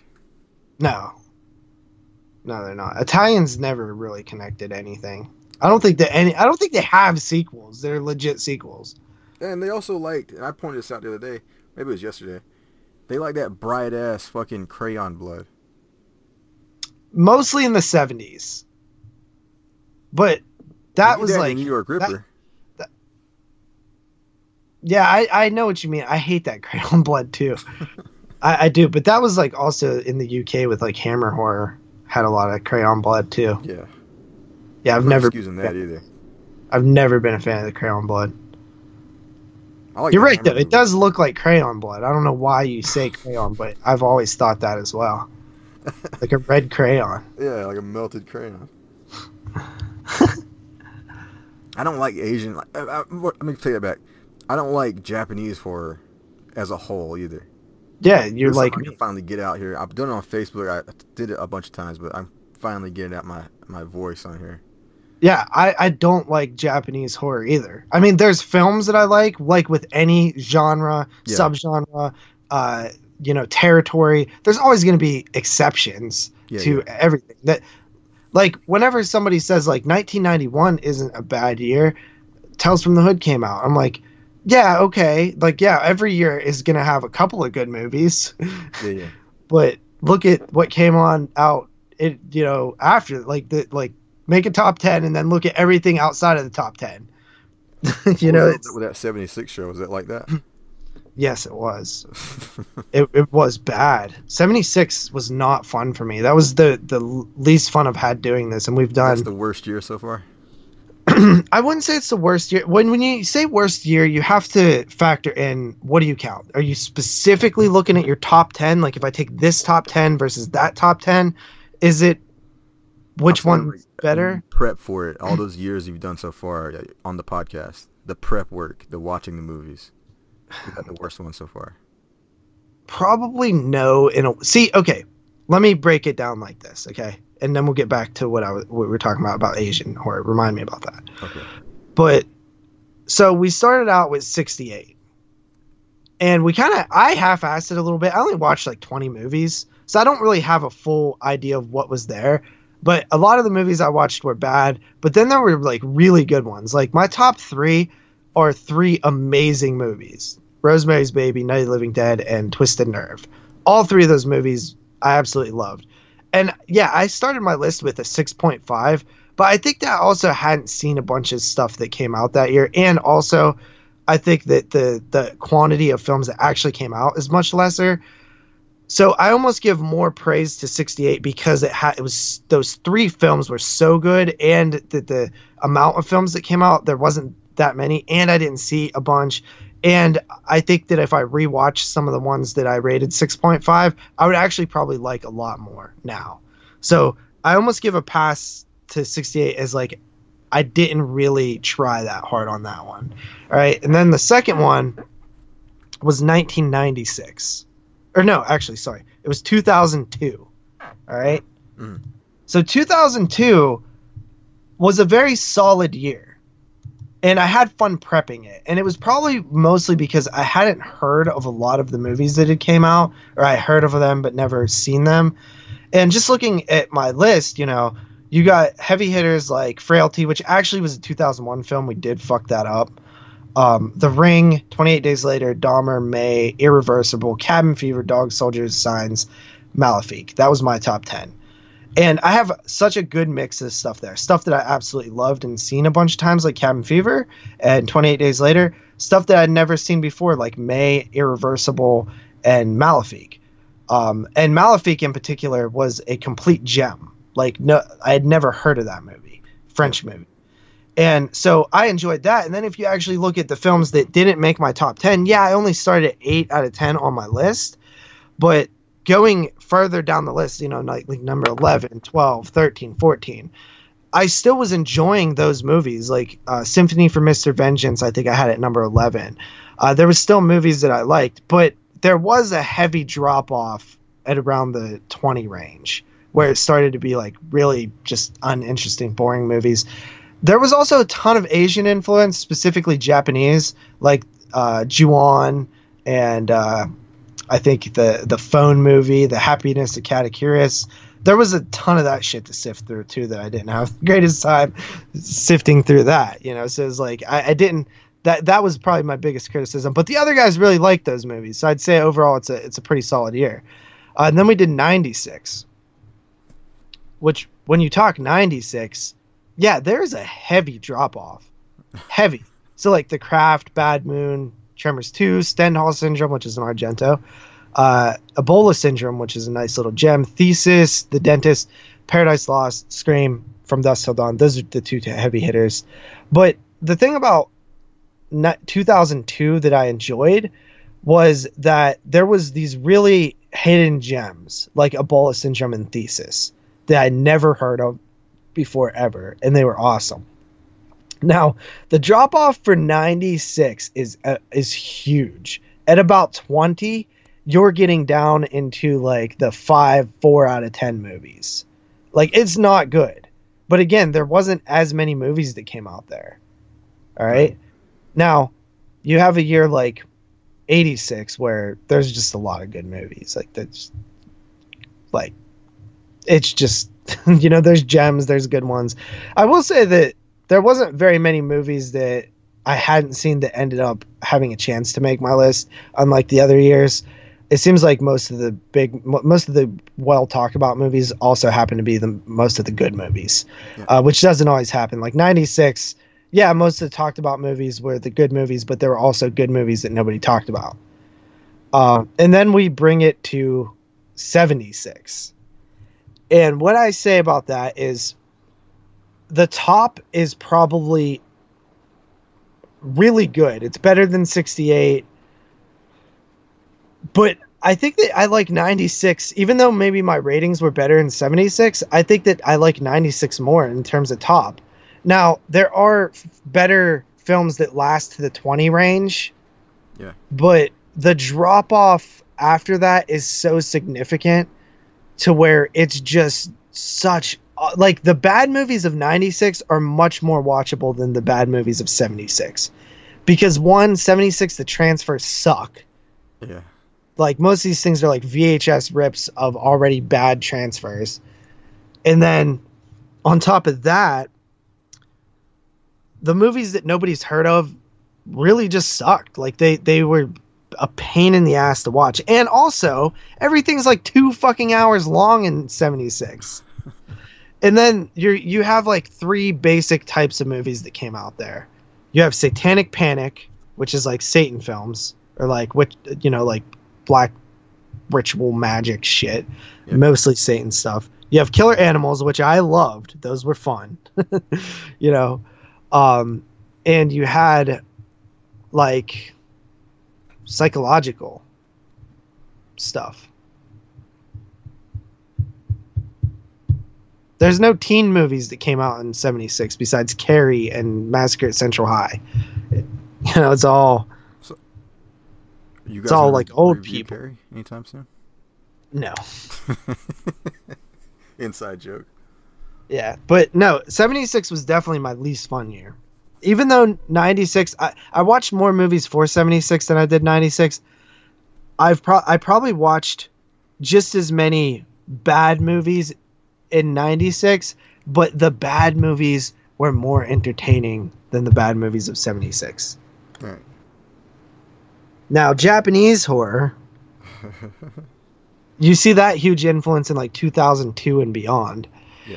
So I watched a good bit of stuff for 2002 that was Japanese, and I didn't like most of it. I mean, I'd say that I gave them fair ratings. Like, they're not bad movies, like 7 out of 10 and stuff. But like people, like Dave had Ju-On as his number 1. Sam would have had Ju-On as his number 1. Derek probably would have had Ju-On as his number 1. Yeah. I hated Ju-On. I didn't hate it. I like when people talk about it, they talk about it as if it's like this amazing movie, but like The Ring is better. Or well, I mean, The Grudge. The Grudge is, but I don't like The Grudge either. I don't like either of those movies.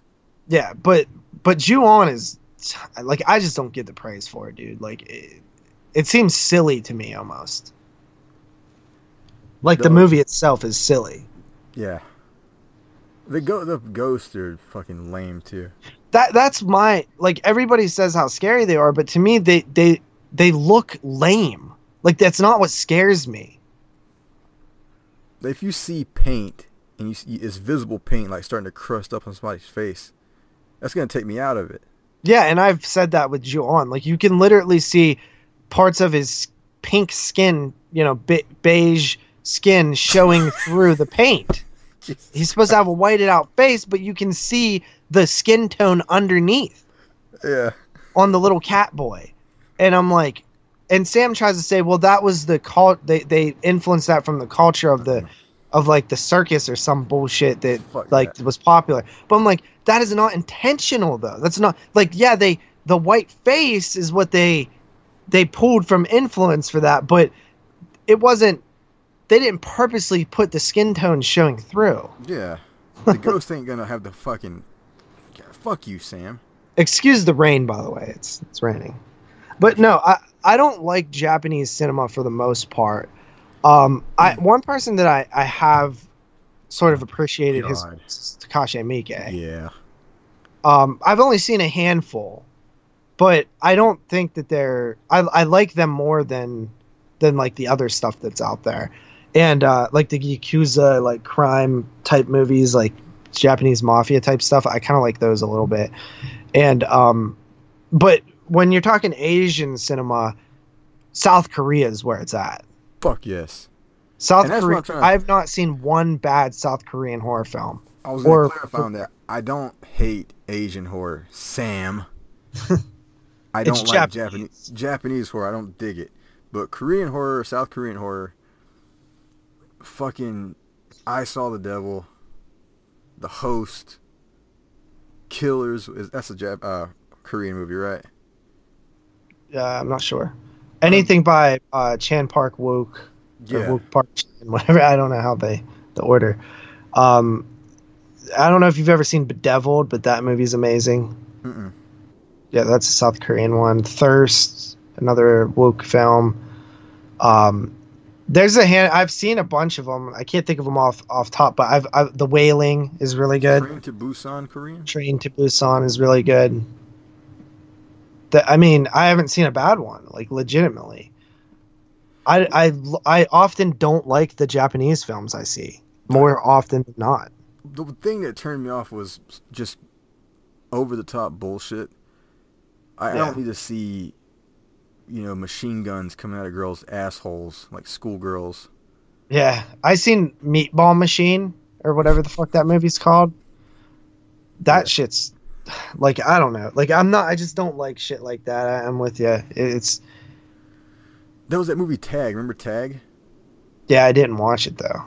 I watched it like 2 years before it came out because I watched it online somewhere. And I think I had it in my top, whatever, when I sent you my top 10. It was just random top 10. It wasn't even a complete top 10. Yeah. But I had watched that because there was a clip going around, a GIF of the school bus getting cut in half and the wind cutting people in half and stuff. That part is cool. I like that. And then it goes fucking retarded with CGI alligators and all this shit. And this made your top 10? I had to put it in there. By default. Yeah, by default. Because you were like, just give me whatever you watch. So I just put in like 8 movies or something that I had seen. And you need to fix that situation this year. What? You need to watch more new stuff. I'm going to. I plan on it. Yeah, it's fun. It's fun. I love doing the top 10 every year. It's literally, that is one of my favorite shows that we do every year. That's what I look forward to every year, is those top 10s. They're so much fun. And I enjoy prepping for them too. I seriously think I'm going to have 2 Bigfoot movies in my top 13. Whoa. Top 13? I do top 13s, bro. Bruh. I started it. I'm a fucking trailblazer. No, it's Exploding Heads did back in 2013. I started doing it in 2012, though. That didn't make any sense.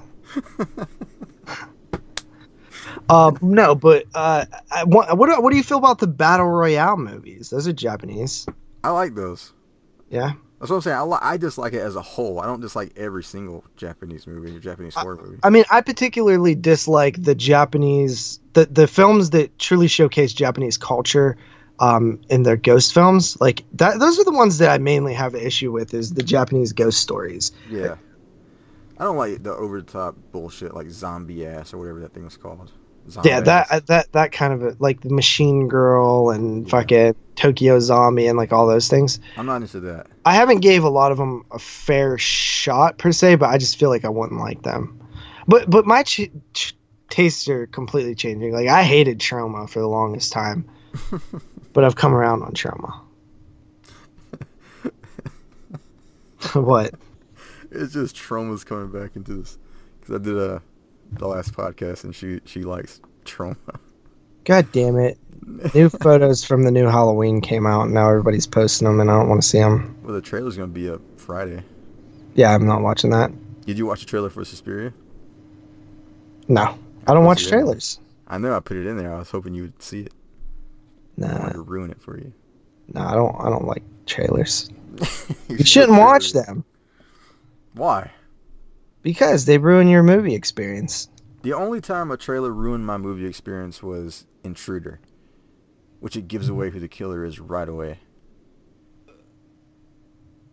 There's no way to prove this, but I have a theory that if you watch a trailer, then see the movie, or you go in blind and then see the movie, you will always like it more if you didn't see the trailer. Whether it doesn't mean you're always going to like the movie, but I think you're going to always like it more. I don't know. I think so, man. I really do.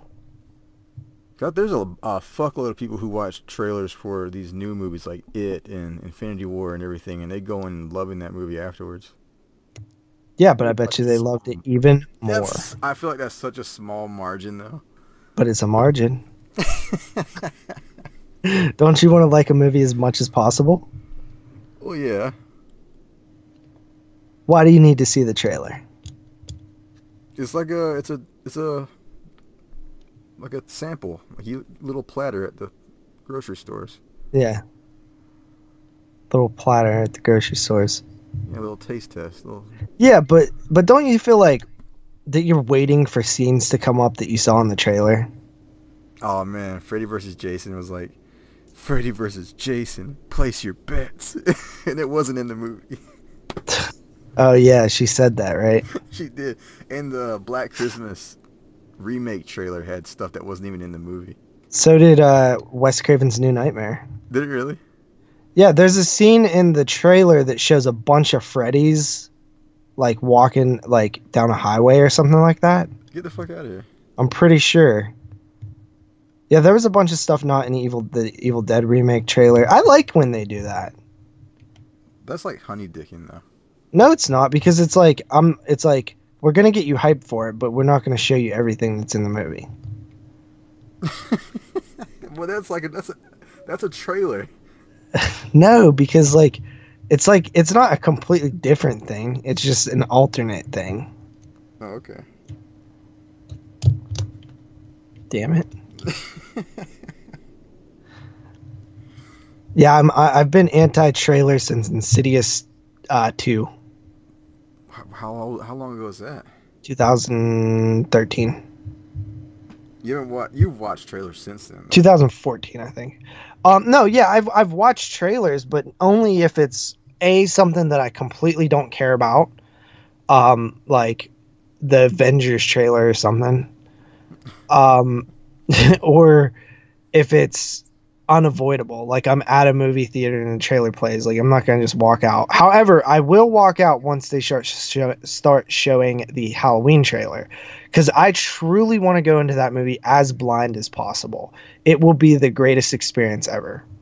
What if you can't get out because there's a bunch of hefty people in the I'm rows? gonna take headphones with me from now after that trailer airs.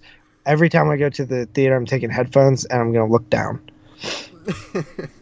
Not even kidding. I will not watch that trailer. I'm not ruining. I've never seen a Halloween film in the theater ever. This is an important moment in my life. If I live that long, I'll be pissed if I don't. You still drink Monsters? Yes. You're gonna make 30. Yeah. Well, I mean, I just literally don't know. Like, I always get mad when I think like, oh, I literally could die in like the next year, and then I won't see another Friday the 13th film. That's fucking great. Isn't that Carly's big thing about you? You What? said that to her or something. You don't want to make plans because you might die next week. Yeah. Yeah, I don't really make far out plans just in case. Just in case. Yeah, I don't really like to, I seriously, I don't really plan ahead that much. It's not only because I might die, but like so often in my life things have derailed my life. Like, yeah. I mean, I was planning on going to Cinema Wasteland one time and my transmission blew up like a month out. You know, I planned on going to the horror marathon thing in Chicago with Jeremy one time, yeah. And a month beforehand, a lady smashed into my car. Like I try not to plan things because bad things always seem to happen whenever I plan things. Well, are you gonna plan on watching? See, I segue. Are you gonna plan on watching Primal Rage? Yeah, that's a 82 film, right? No, it's a 2018 Primal movie. Oh, I thought you were talking about Silent Rage. Silent Rage is Chuck Norris. Yeah, 82. Motherfucking Chuck Norris. Yeah, I have it on VHS. I've had it since I was a kid, and I had never watched it. You know, for some reason, there's a chick in that movie. She's got like a titty tat, like in the biker bar. Mm-hmm. I thought she was the chick from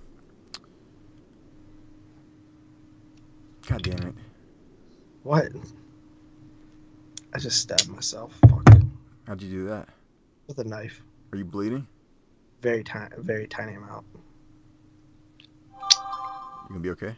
Yeah. You just suck it? Yep. Dude. It's kind of, that's gnarly. I don't want to bleed on me. Cannibalism. Is it cannibalism if you eat yourself? Yes. You're cannibal. Self-cannibalism. All right. What else did you want to ask me? Have you heard about Big Legend? 'Cause I know you've already seen my video on YouTube talking about these two movies, the pre-orders. Wait, what'd you say? You've seen my video, right? Of the pre-order video? Of what? Big Legend and Primal Rage? What are you talking about? No? I have no idea what you're talking about. You're subscribed to me, aren't you? If you didn't rate your movies, then probably not. No, on YouTube. Same. But you can't put reviews on YouTube like that.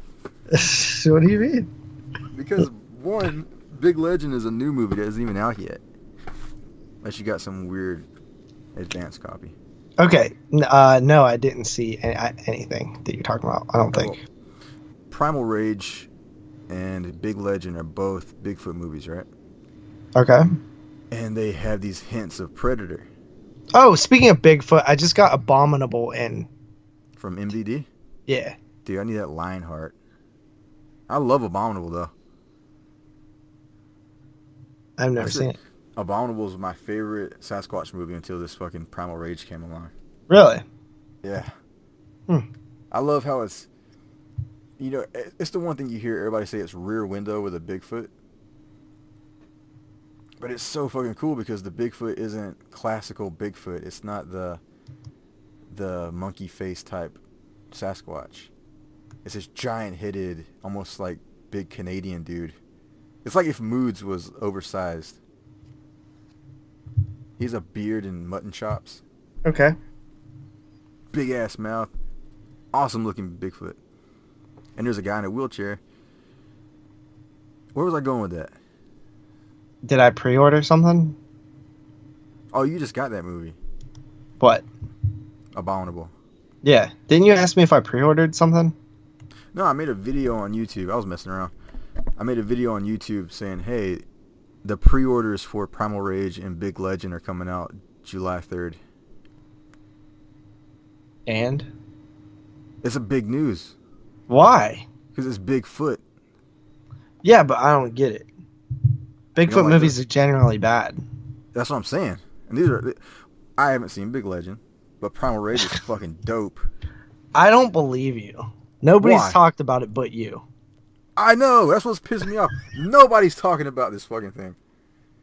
Only person who's seen it is, like, Neil, whatever his name was from that thing. NFW. Yeah. Well, is that really what it stands for? What? Not for work? No. Is it no fucking way? I actually... So, I did an episode with them a couple years ago called... it was on Dark Night of the Scarecrow. That's a great movie. I know. And I've never talked to them before. You know, I've talked to him here and there on like Facebook and stuff. I've never been on Skype or anything with them. Yeah. And they asked me to do an episode. So it's like, yeah, sure. You know, so I did the episode with them.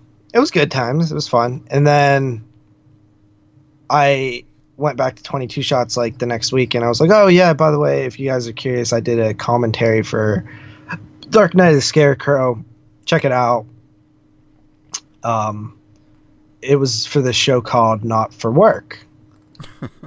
Turns out that that's not what that meant. I just assumed that's what that meant because, you know, you see that all the time, not for work. SFW, not safe for work. Yeah, yeah. So I just figured it was a shorter version of that, and which I've seen Not for Work before too.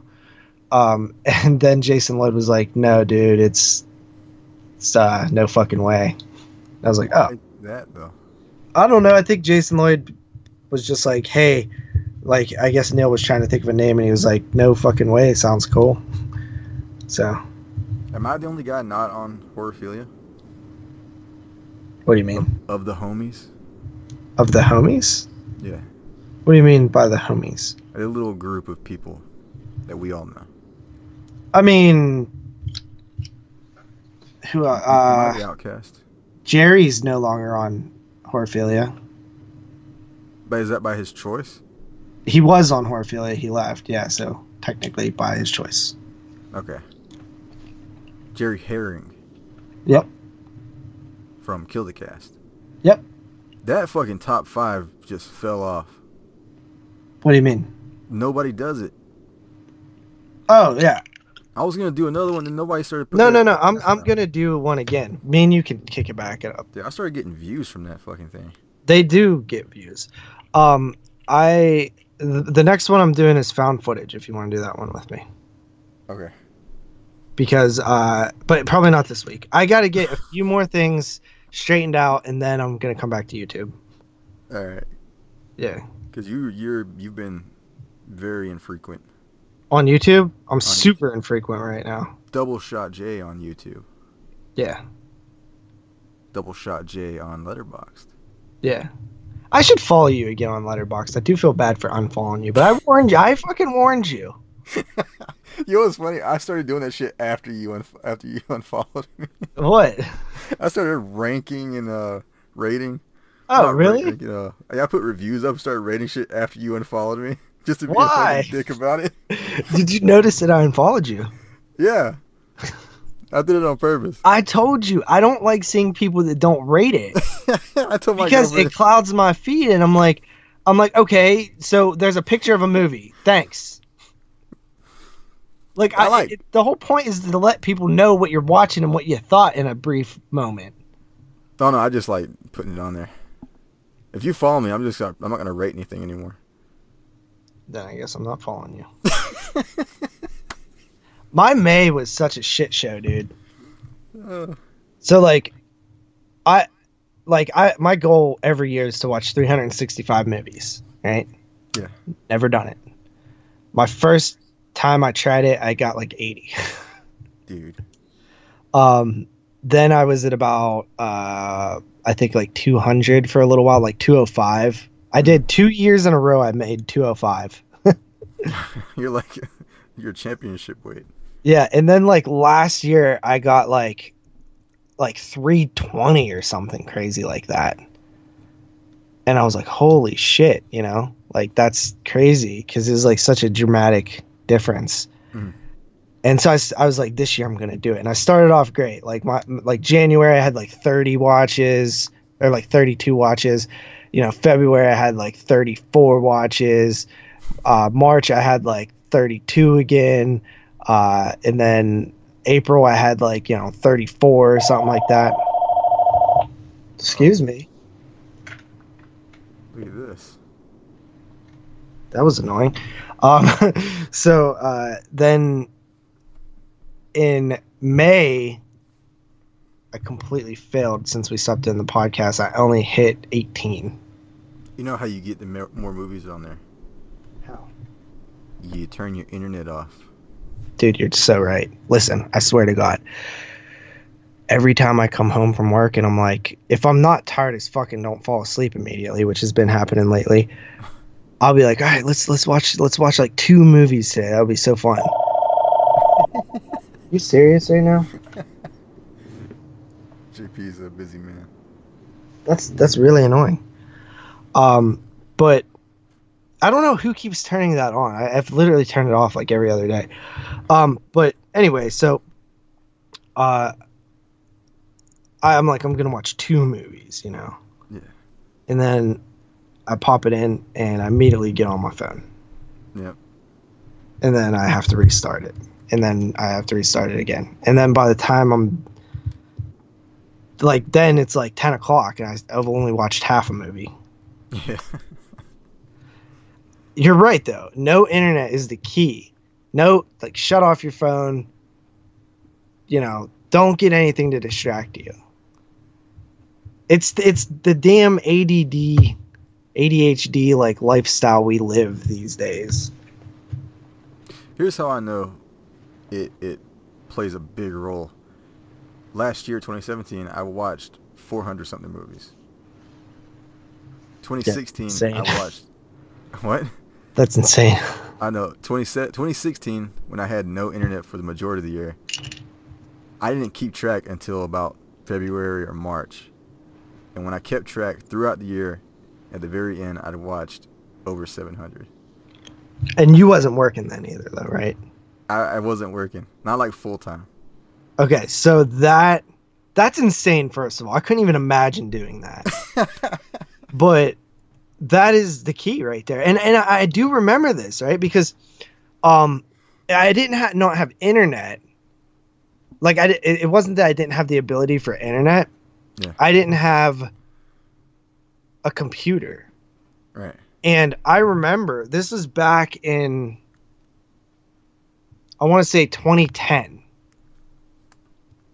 I think it was 2010. I was living alone. Like, I lived with my grandfather stayed with me, but he worked like a lot, and he was like, there was a lot of times he wasn't even like, I didn't even see him sometimes. And it was like the first time I ever lived alone, and it was about like, I don't know, 8 months or something. Yeah.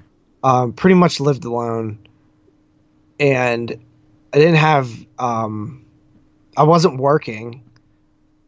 So like my grandfather was like paying all the bills and shit like that, but I didn't have like a computer or like an Xbox. I might have had an Xbox. I can't remember, but I basically just stayed up all night, slept all day, like watch TV.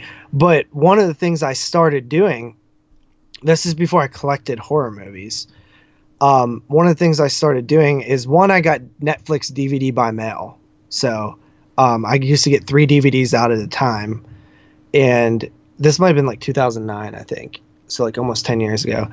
And I started going through my entire DVD collection, which at that time was nothing, it wasn't exclusively horror, but I had stuff that I liked, like Wayne's World 1 and 2, and, some of the Cheech and Chong movies, and like Terminator 2, as well as like Texas Chainsaw Remake and Critters and The Ring, and just like basic ass movies that I've amassed from, buying DVDs over the years. Yeah.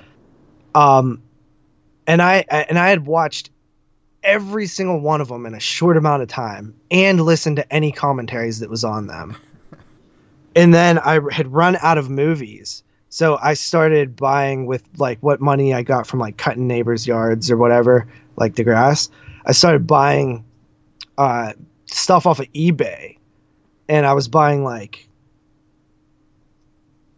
cheap stuff, like the cheapest. I would try to get the most stuff for the cheapest. So like I bought like the Amityville box set that had like 1, 2, and 3. It was like $7. Yeah. And then I bought like, the multi-packs of like the Critters films or something like that. And then I started buying like TV shows too, like The Simpsons season 1 that was like, $10 or something like that. I would buy them used. And I just started watching so much stuff back then. I would go through a whole season of a show in like a day.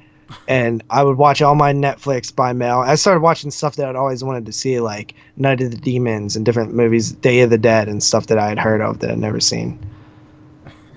It was honestly like it was actually kind of depressing, like when you really at the time you're all like, you're not doing anything in life and you're all like bummed out because like you don't have a job and you're like stuck and all this stuff, and but at the same time, now I look back on it and I miss those days. Like I would watch like a whole season of Survivor in like a night. And like I would go and watch like all these movies and just like do nothing. It was like fun. Yeah, but that's what not having internet will do to you. Yeah, but totally. And it wasn't just that. I would just do like random projects. Like I started like writing down every movie that I had and every movie that I wanted, like on paper. On like fucking paper, you know what I mean? You still do that though. What? Don't you have notebooks? Yeah, of movies that I watch, but now I stopped doing that because I'm transitioning to letterboxd.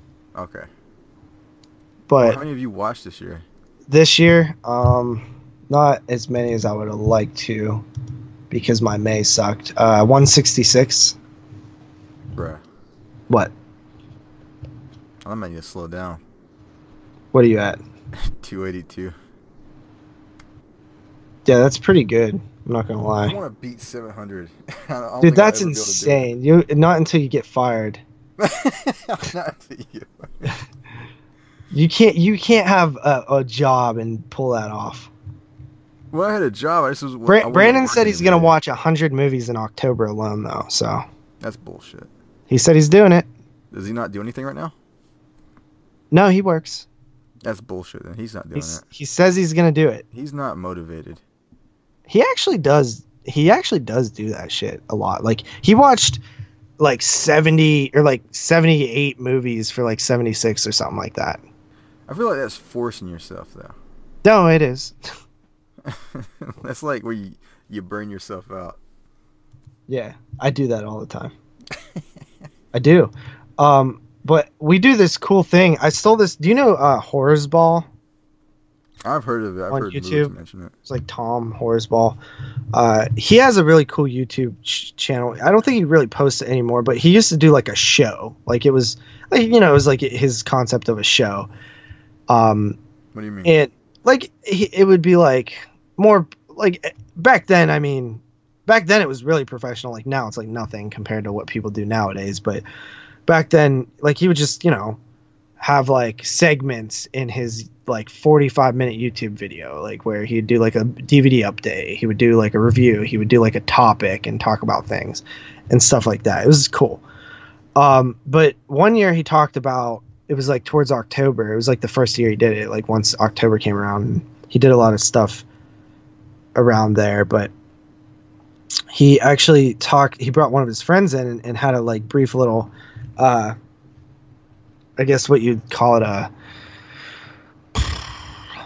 like a sit down, like talk about shit that they did before. And basically they would do this thing every October. They did it for a bunch of years where they would watch, like have a marathon. They would have like, there was like 6 of them, and people would come and go throughout the years. Like new people would come and be part of it. Some people wouldn't be part of it anymore.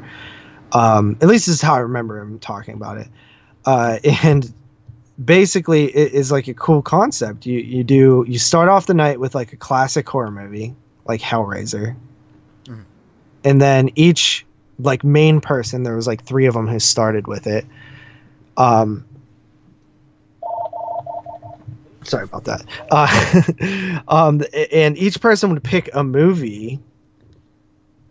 The concept is you're trying to pick something that nobody has seen but will impress. So it could be something old, something obscure. Like you're trying to find something that is just going to be like a hidden gem or something like that. It could be something new too that's a gem. So each of them pick one film that they keep secret from everybody else all year long until the night of the showing. So it's the first movie and then those 3. And then I think they do another just random one. And then they do a headliner, which is, I think they might do 2 headliners. I'm not sure how good. It's like 6 or 7 movies they watch in a row. And, I think it's primarily something new that has like just come out that's like got hype that that you don't watch the whole year, so that you watch it on the headliner of Halloween. Mm-hmm. And I stole this whole concept last year in October with me, my friend Matt, and Carly. Austin Schroyer was supposed to show up, but he was sick. But we did a little bit different. We started with a classic. We went with Stage Fright, which is an Italian film, Lewis. Yeah. Actually, I'm interested in that one. Yeah. And then it was Matt's pick, and he actually won the picks. Like, all 3 of us voted on which one we thought was the best, like the most appropriate to the pick, and he picked Possession from '81. I want to see that too. Yeah, and then I picked Miss 45, which it was not the type of movie for a group. Yeah. I like that one. That's okay. Yeah. And then Carly she just went the obscure route and picked something called Son of Sleepaway Camp. It's called like Memorial Valley Massacre or something like that. That's the real title, but it got released as Son of Sleepaway Camp. Uh-huh. Nothing to do with Sleepaway Camp, by the way. But that one was fun. It just was like not a good movie. It was bad. Yeah. But it was ridiculous. It looked like it was like filmed on VHS or something. I feel like any of the odd shit that she brings up is something you've shown to her. It is, and that's why it's hard for her, because you have to do research. Yeah. Did you show her the Galaxy of Horrors or whatever it was? No, I don't even know what that is. She's showing her video collection right now. Carly, I forget her YouTube. 317. Carly 317, and she's showing her horror collection, either her horror collection or movie. I think it's horror collection. And there's some movie on there commented. Oh, Galaxy of Horrors. I think she got that from the horror pack. Okay. Yeah. So movie. And then so we have those 4 movies, you know, the opener, which is just something classic, and then the 3 host picks, and then the headliner. And last year we did it just so happened that like the week before we were doing that on Halloween, Gerald's Game had come out. Or not Gerald's Game, sorry, 1922, which was that Stephen King Netflix original. Mm. So we picked that as our headliner. It was a great, like, the movies flew by, dude. I highly recommend anybody out there who has friends who are at least into horror somewhat, do this. It was one of the highlights of last year for me. It was a great way to cap off October. And, you know, the Halloween month. The only thing that I might change this year is to throw in a movie set on Halloween in there somewhere. That'd be cool. So, like, have, like, 6 movies instead of 5. Yeah. Yeah. You can make it last a little bit longer. Yeah, yeah. And it honestly, like, I was worried that it was going to be a struggle to get through all those, but it wasn't. It wasn't at all. And then if you drink, you can get some beers. You know, obviously get some food. I think we took a break at one point and went out to eat, and came back. We had a bunch of snacks and, you know, chips and different stuff like that. It was so fun. Like, we're definitely doing it this year. I'm still working on my pick for this year, which I wouldn't tell you if I knew what it was. But I might go with something that I was thinking about going with last year, but I didn't. It's really fun to do that, but I'm trying to pick movie. Like, there's tons of movies that I could pick that I know they haven't seen that I have seen, yeah. But I really want to try to pick something that I haven't seen too. Oh, since you have Carly and your boys over there, have you thought about doing a 24-hour marathon like Moods? I've thought about it. Me and Carly have discussed it briefly. The problem is Matt, like, all 3 of us work together. Yeah. So it would be a little hard to get everybody off the appropriate days, because you wouldn't just need one day off. You'd need like 2 or 3. Yeah. To kind of recuperate and stuff. I've thought about. I just don't think I can do it. Personally, I fall asleep when we go to the drive-in. I'm old now. I don't know what happened. I was always a night owl. You're from the 90s. It's crazy, man. Yeah, it's crazy. But like, we go to the all night, not 24-hour, but we go to that drive-in twice a year. Yeah. Which is really cool. Well, one more thing. Yeah. What do you think about Stephen King? What do I think about Stephen King? Yeah. Potentially one of the most important figures in horror. Why? What do you think about his writing? I like his books. I haven't read a bunch. I've read a couple. If I ever have like a bunch of people on, Matt or Jeremy or whoever, just random people, I'm always gonna ask about Stephen King. Why? Because Sam? No, because you got to listen to my last podcast. I don't want to say anything here. Really? Yeah. What? I'm confused. I know, you gotta listen to it. Okay, but I love Stephen King, though. Just throwing that out there.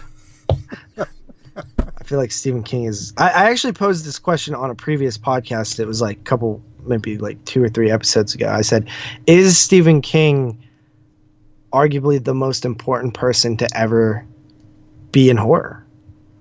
What'd you get? I just asked the audience. Nobody answered me. Oh. Because think about it, right? Like Stephen King has influenced so much, right, in horror. Yeah. Obviously his writing, and then obviously his films were adapted, and like some of the greatest films ever are Stephen King movies. Mm-hmm. Shining, Carrie. Hey, are you gonna review Carrie anytime soon? No. Christine. Maybe. That's a Stephen King movie. Mm-hmm. Anyway, I'm hungry. Did you bring any food? Nope. All I got is...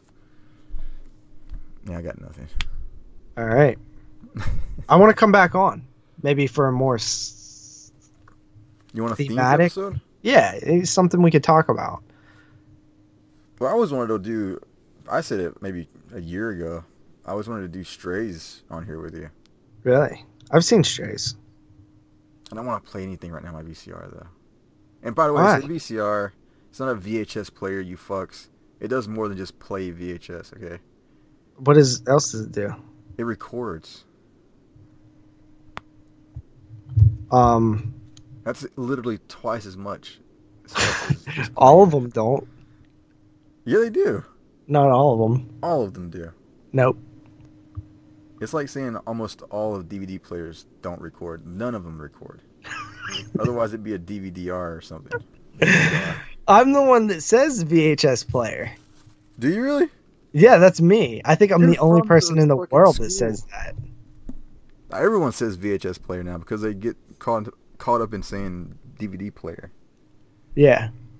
It's a VCR. What does that stand for? Video cassette recorder. Is it really? I don't know. I'm going to Google this. They didn't even put any fucking player part in there? That's some bullshit. I think it's called like a VHS head. That's like saying my video recorder. That's like if you called it your video recorder. Is this and you'd be like, well, that's not all it does. It also plays them. Yeah. There you go. A video cassette recorder, VCR, or video recorder. Huh.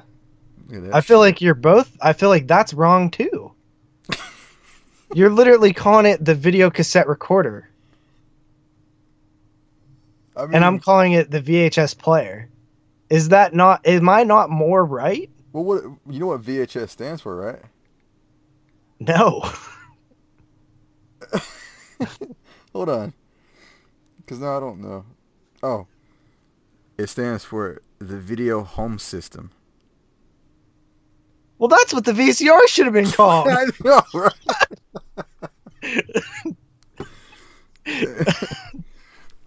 So, What the hell? the VHS, which is yeah. What do you think about this show? A little bit random, very random. Yeah, no, definitely. It's fun. I mean, I love talking to you. We always talk about dumb shit and not dumb shit at the same time. But why? Hold on, you glossed over something that I want to get back to. Why don't you want to play your VCR? It's just old. I don't know if people know this. VCR isn't really like a big thing unless you're like in the community. But they tend to eat tapes. Yeah. The older they get, it doesn't get better. So I'm afraid if I pop a tape in, it's gonna fuck it up. Well, why don't you get a new VCR? Bro, they don't make them anymore. Bro, listen, go to Goodwill, okay, and just stop in there twice a week until you find one. I have 3. Fucking greedy. I have 3 VCRs, and all of them, except for one, works. So 2 of them work. All 2 of them.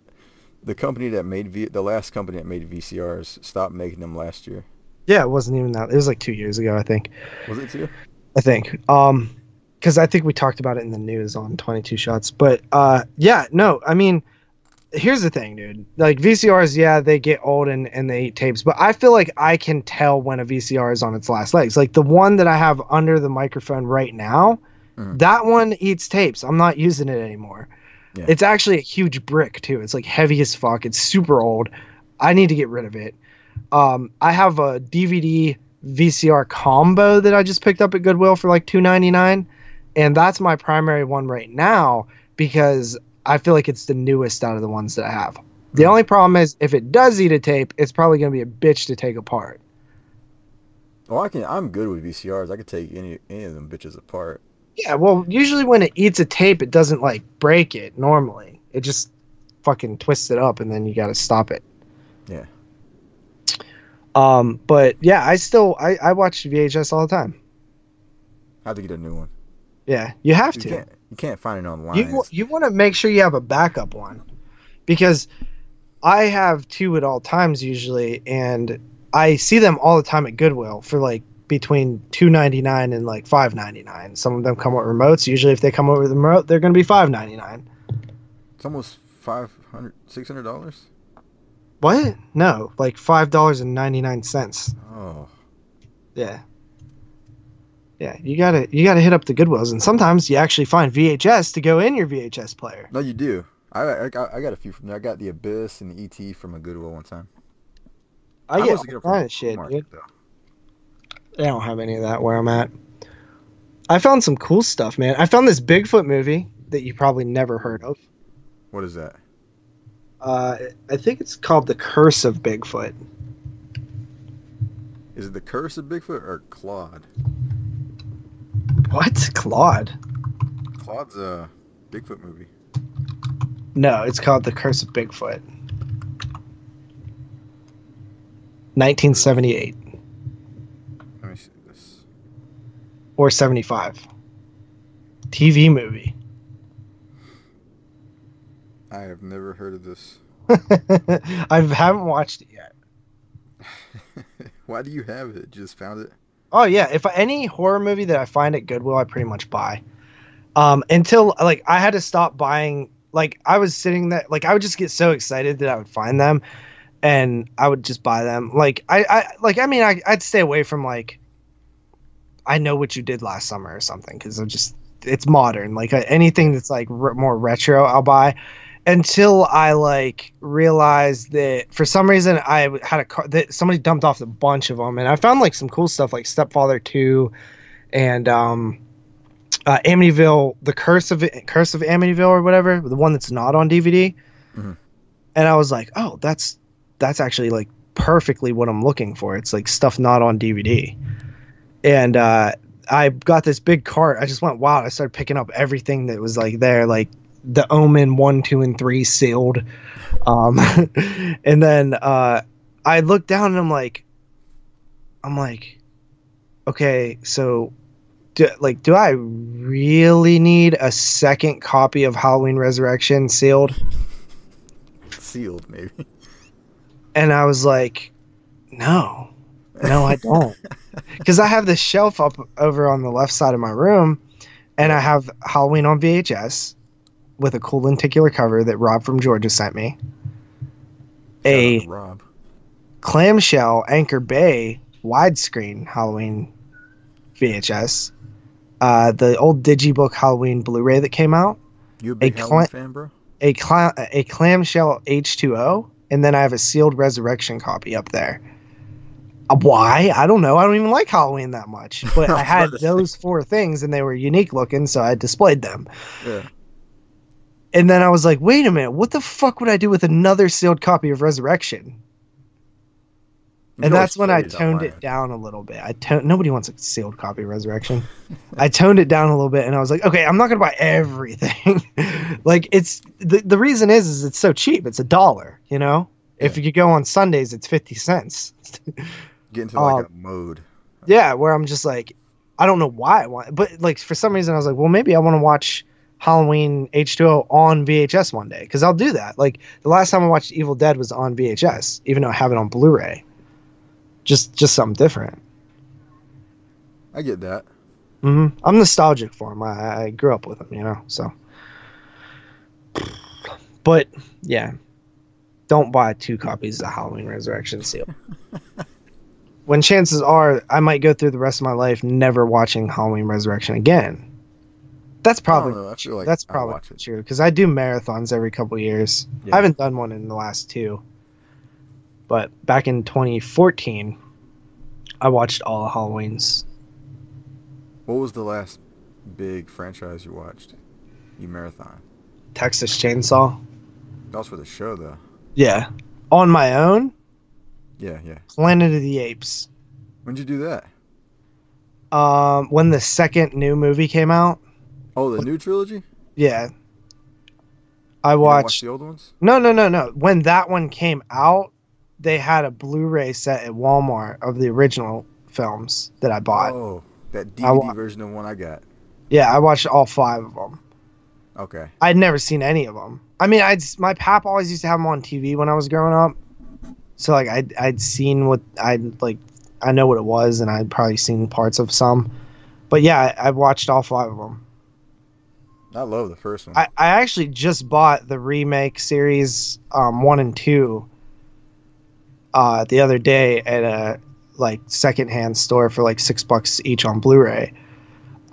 They have the third one, but it's like $10 or $8. So I'm waiting until it drops down to 6, and then I'll pick that up too. I've wanted to check those out because I'd seen Rise, the first one. Yeah. And I liked it. That was actually the first Planet of the Apes I've seen.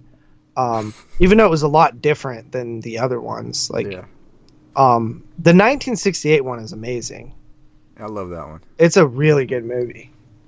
One of my top 2 favorite movies of all time. Yeah, really. Yeah, both my top 1 and 2 are from '68. Night of the Living Dead? Once Upon a Time in the West. It's not a horror movie, dude.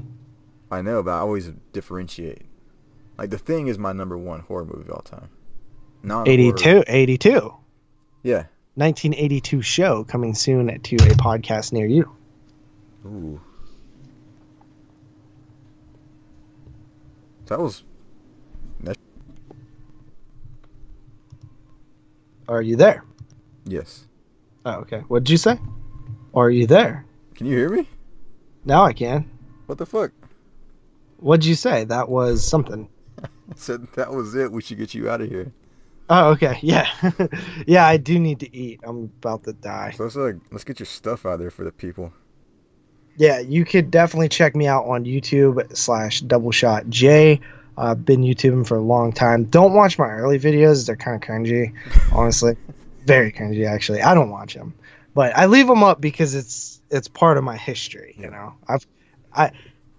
They're embarrassing, but at the same time, you look at me now and you're like, holy fuck, anything's possible. And if you do because the guy now is fucking a G, man. He goes so hard. If you do look for one of his old videos, Hellraiser. No. Why are you telling people that? You know, get you out there. Listen, you don't know what it was like.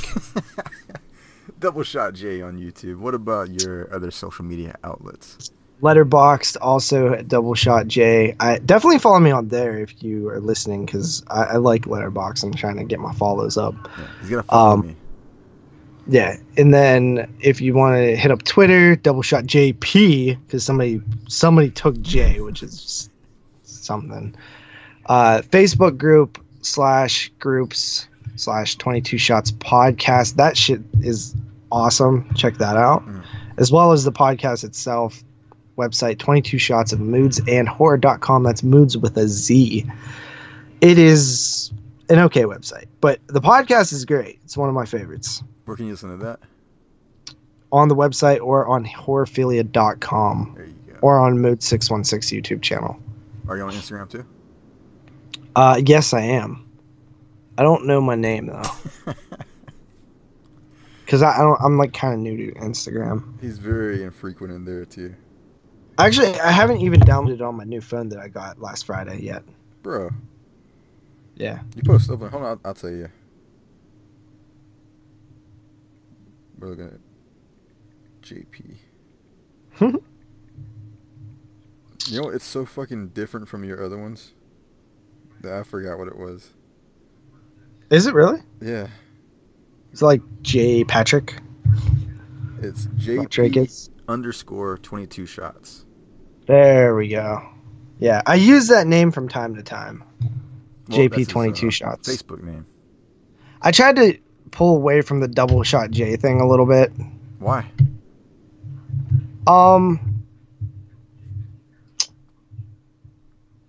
Probably just because I try to like promote 22 shots. Yeah. I don't know if JP underscore 22 shot really sends the message, but I couldn't put JP underscore 22 shots of moods and horror. Well, it doesn't fit the rest of the Doubleshotj, Doubleshot JP, JP underscore 22 shots. Yeah, but I have other things that are JP underscore 22 shots as well. We'll have to get that one, or plug those in the next one. Yeah. All right. So thank you for having me on. I'm definitely coming back. You won't be able to stop me. That's right. And before we get out of here, I'm going to let you know that you will not be able to listen to this show on SoundCloud because SoundCloud's a baby back bitch and can't handle my my megabyte upload. But you'll be able to find this on right here on YouTube, like all my other ones. Because again, SoundCloud, unless you upgrade it, your previous shows get hidden. They go to private automatically. So that's fucked up. Really? Yeah. So you can find. You were praising SoundCloud, wasn't you? I was gonna be the king of SoundCloud for a minute, and then they couldn't handle me. But you can find me on Instagram, Mr. Luis Antonio, on letterboxd, Mr. Luis Antonio. You should be C-level Luis, I'm just saying. C-level, by the way, C-level SEA, not capital C, like I'm, not the B or A team. I'm C-level, like the equator. Yeah. Yeah, that's good. That's good for today. We'll have JP back on in the future. Thanks, man. Yes. Yeah, no problem. And we'll get you back next time. Peace. Deuces.